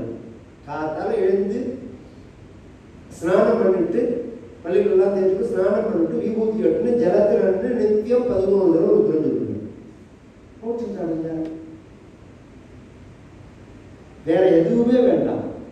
இதை செஞ்சா அத்தனை பாபமும் போயிடும். எஸ் சதருத்ரீயமதீயே அதீதே சஹா அக்னிபூதோ பவதி, சுர அபானாத் பூதோ பவதி, பிரம்மஹத்யாத் பூதோ பவதி, கிருத்யாகிருத்யாத் பூதோ பவதி, தஸ்மாத் தேவ முக்தமாஹிதோ பவதி, ஆஸ்ரிதோ பவதி. அத்தியாஸ்ரமே சர்வதா சகிருத்வா ஜபேத் அனேன ஞானமாப்னோதி சம்சாரார்ணவதாரணம். மத்யம் பீத்வா குருதாராம்ச்ச கத்வா ஸ்தேயம் கிருத்வா பிரம்மஹத்யாச்ச கிருத்வா பஸ்மச்சன்னோ பஸ்மசய்யாசயானோ ருத்ராத்யாயி உச்சதே சர்வபாபைः. ஏகாதசகுணாத்வாபி ருத்ராண்யாவர்த்திய தர்மசேத் மகாபாபைः அபிஸ்பிருஷ்டः முச்யதே நாத்ர சம்சயः. சுர வேதமேக குணம் ஜப்த்வா ததன்னைவ விசுத்ததி. ருத்ரேகாதசினீம் ஜப்த்வா தக்ஷணாதேவ சுத்யதி. இந்த பாபத்தை போக்கிறதுக்கு இன்னொரு வழி இருக்கு. அனசன பாராயணம்னு வேதம் முழுக்க 7 காண்டமும் காத்தால 4 மணிக்கு ஆரம்பிச்சு சாயங்காலம் 6 மணிக்குள்ள சொல்லுவாங்க வேதாத்தியனத்துல. ஒரு நாள் அத்தனை சொல்லணும். சொல்லிட்டு அத்தனை பாவம் வேத வேக குணம் ஜப்வா தத அன்னைவ சுத்ததி. அதை சொன்னா சாயங்காலம் 6 மணிக்கு அது பூர்த்தியான பிறந்தான் பாவம் போகும். ருத்ரேகாதசினீம் ஜப்வா தக்ஷணாதேவ சுத்தியதி. அந்த ருத்ரத்தை ஜபம் பண்ணா சரியாகும். சரி, இது எதுக்கு ஜபம் பண்றோம்? இதுல என்ன அவ்வளவு விசேஷம் அப்படின்னா, விருட்சஸ்ய மூலசேகேன சாகா புஷ்யந்தி வையதா சிவே ருத்ரஜபாத் பிரீதே பிரீதாயேவாஸ்ய தேவதாஹ. இவதான் விஷயத்துக்கு வர லிங்கம் இருக்கணும். பெருமுடையார் தஞ்சாவூர்ல எப்பேற்பட்ட பெரிய கோவில், எப்பேற்பட்ட ஆர்கிடெக்ட், எப்பேற்பட்ட ஸ்ட்ரக்சர். இன்னி பரியந்தம் உலகத்தில் உள்ள எவனாலையும் அந்த டெக்னாலஜியை புரிஞ்சுக்க முடியாததான ஒரு கோவில். இவ்வளவு 80 டன் எடையுடைய அந்த கல்லை எப்படி இவன் கொண்டு போனான் மேல? வள்ளத்திலேருந்து சாரம் கட்டினாங்கன்னா, இந்த பாபநாசத்துலேருந்து சாரம் கட்டினாங்கன்னா, அந்த புதுக்கோ எதையோ நீ சொல்லிட்டே இருக்க வேண்டியதான். என்ன பண்ணினான்னே தெரியல. வருஷா வருஷம் நம்ம கவர்மெண்ட் ரோடு போடுறது, வேடம் டேங்கு கட்டுறது, எத்தனையோ இலவச கக்கூஸ் கட்டுறது, வருஷம் கட்டுறது. ஏன்னா ஒரு வருஷம் கட்டினா அடுத்த வருஷத்துக்குள்ள பேருது. 1000 வருஷம் ஆச்சு. இவன் அந்த கோவிலை கட்டி 1000 வருஷம் ஆச்சு. ஒரு செங்கல் கிடையாது, ஒரு சிமெண்ட் கிடையாது, ஒரு ஸ்டிக் ஜாயிண்ட் ஒட்டுறது எதுவுமே கிடையாது, லாக் பாயிண்ட் கிடையாது.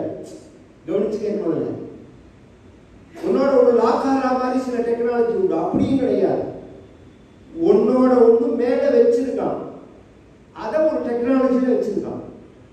இப்படி கட்டினவனுக்கு உள்ள அழகா அந்த கர்ப்ப கிரகத்துல தன்னோட சிலையை வச்சுக்கலாமே ராஜராஜ சோழன்.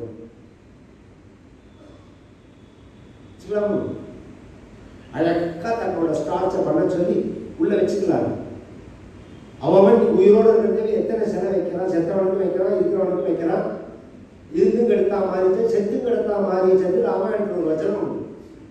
உயிரோடு இருக்கிறதையும் நம்ம பிராணனை வாங்கினா செத்த அப்புறமும் நம்ம காசை ஒழிக்கலாங்கிற மாதிரி சில பேர் எத்தனை சிலை, எத்தனை விவகாரம்.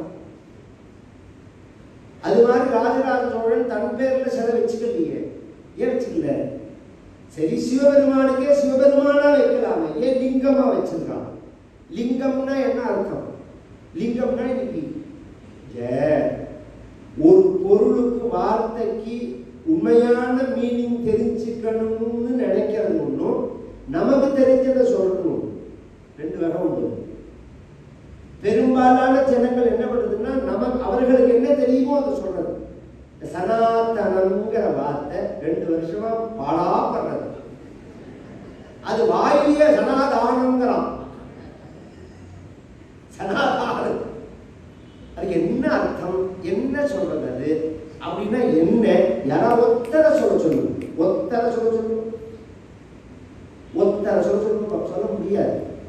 இவன் சொல்ற எதுவுமே கிடையாது. சனாதனம்னா பழமையானதுன்னு அர்த்தம், சனாதனம்னா வேதம்னு அர்த்தம், வேதங்கள்ல சொல்லப்பட்ட தர்மம்னு அர்த்தம்.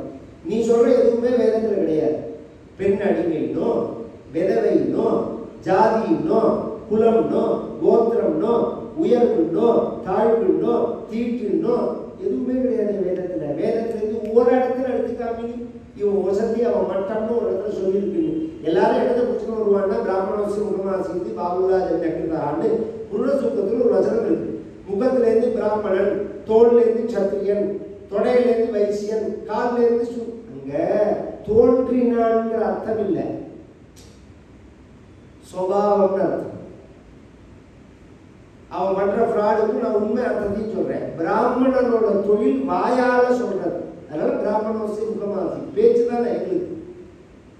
வாய் மட்டும் இல்லைன்னா அப்படின்னு சொல்லுவாங்க.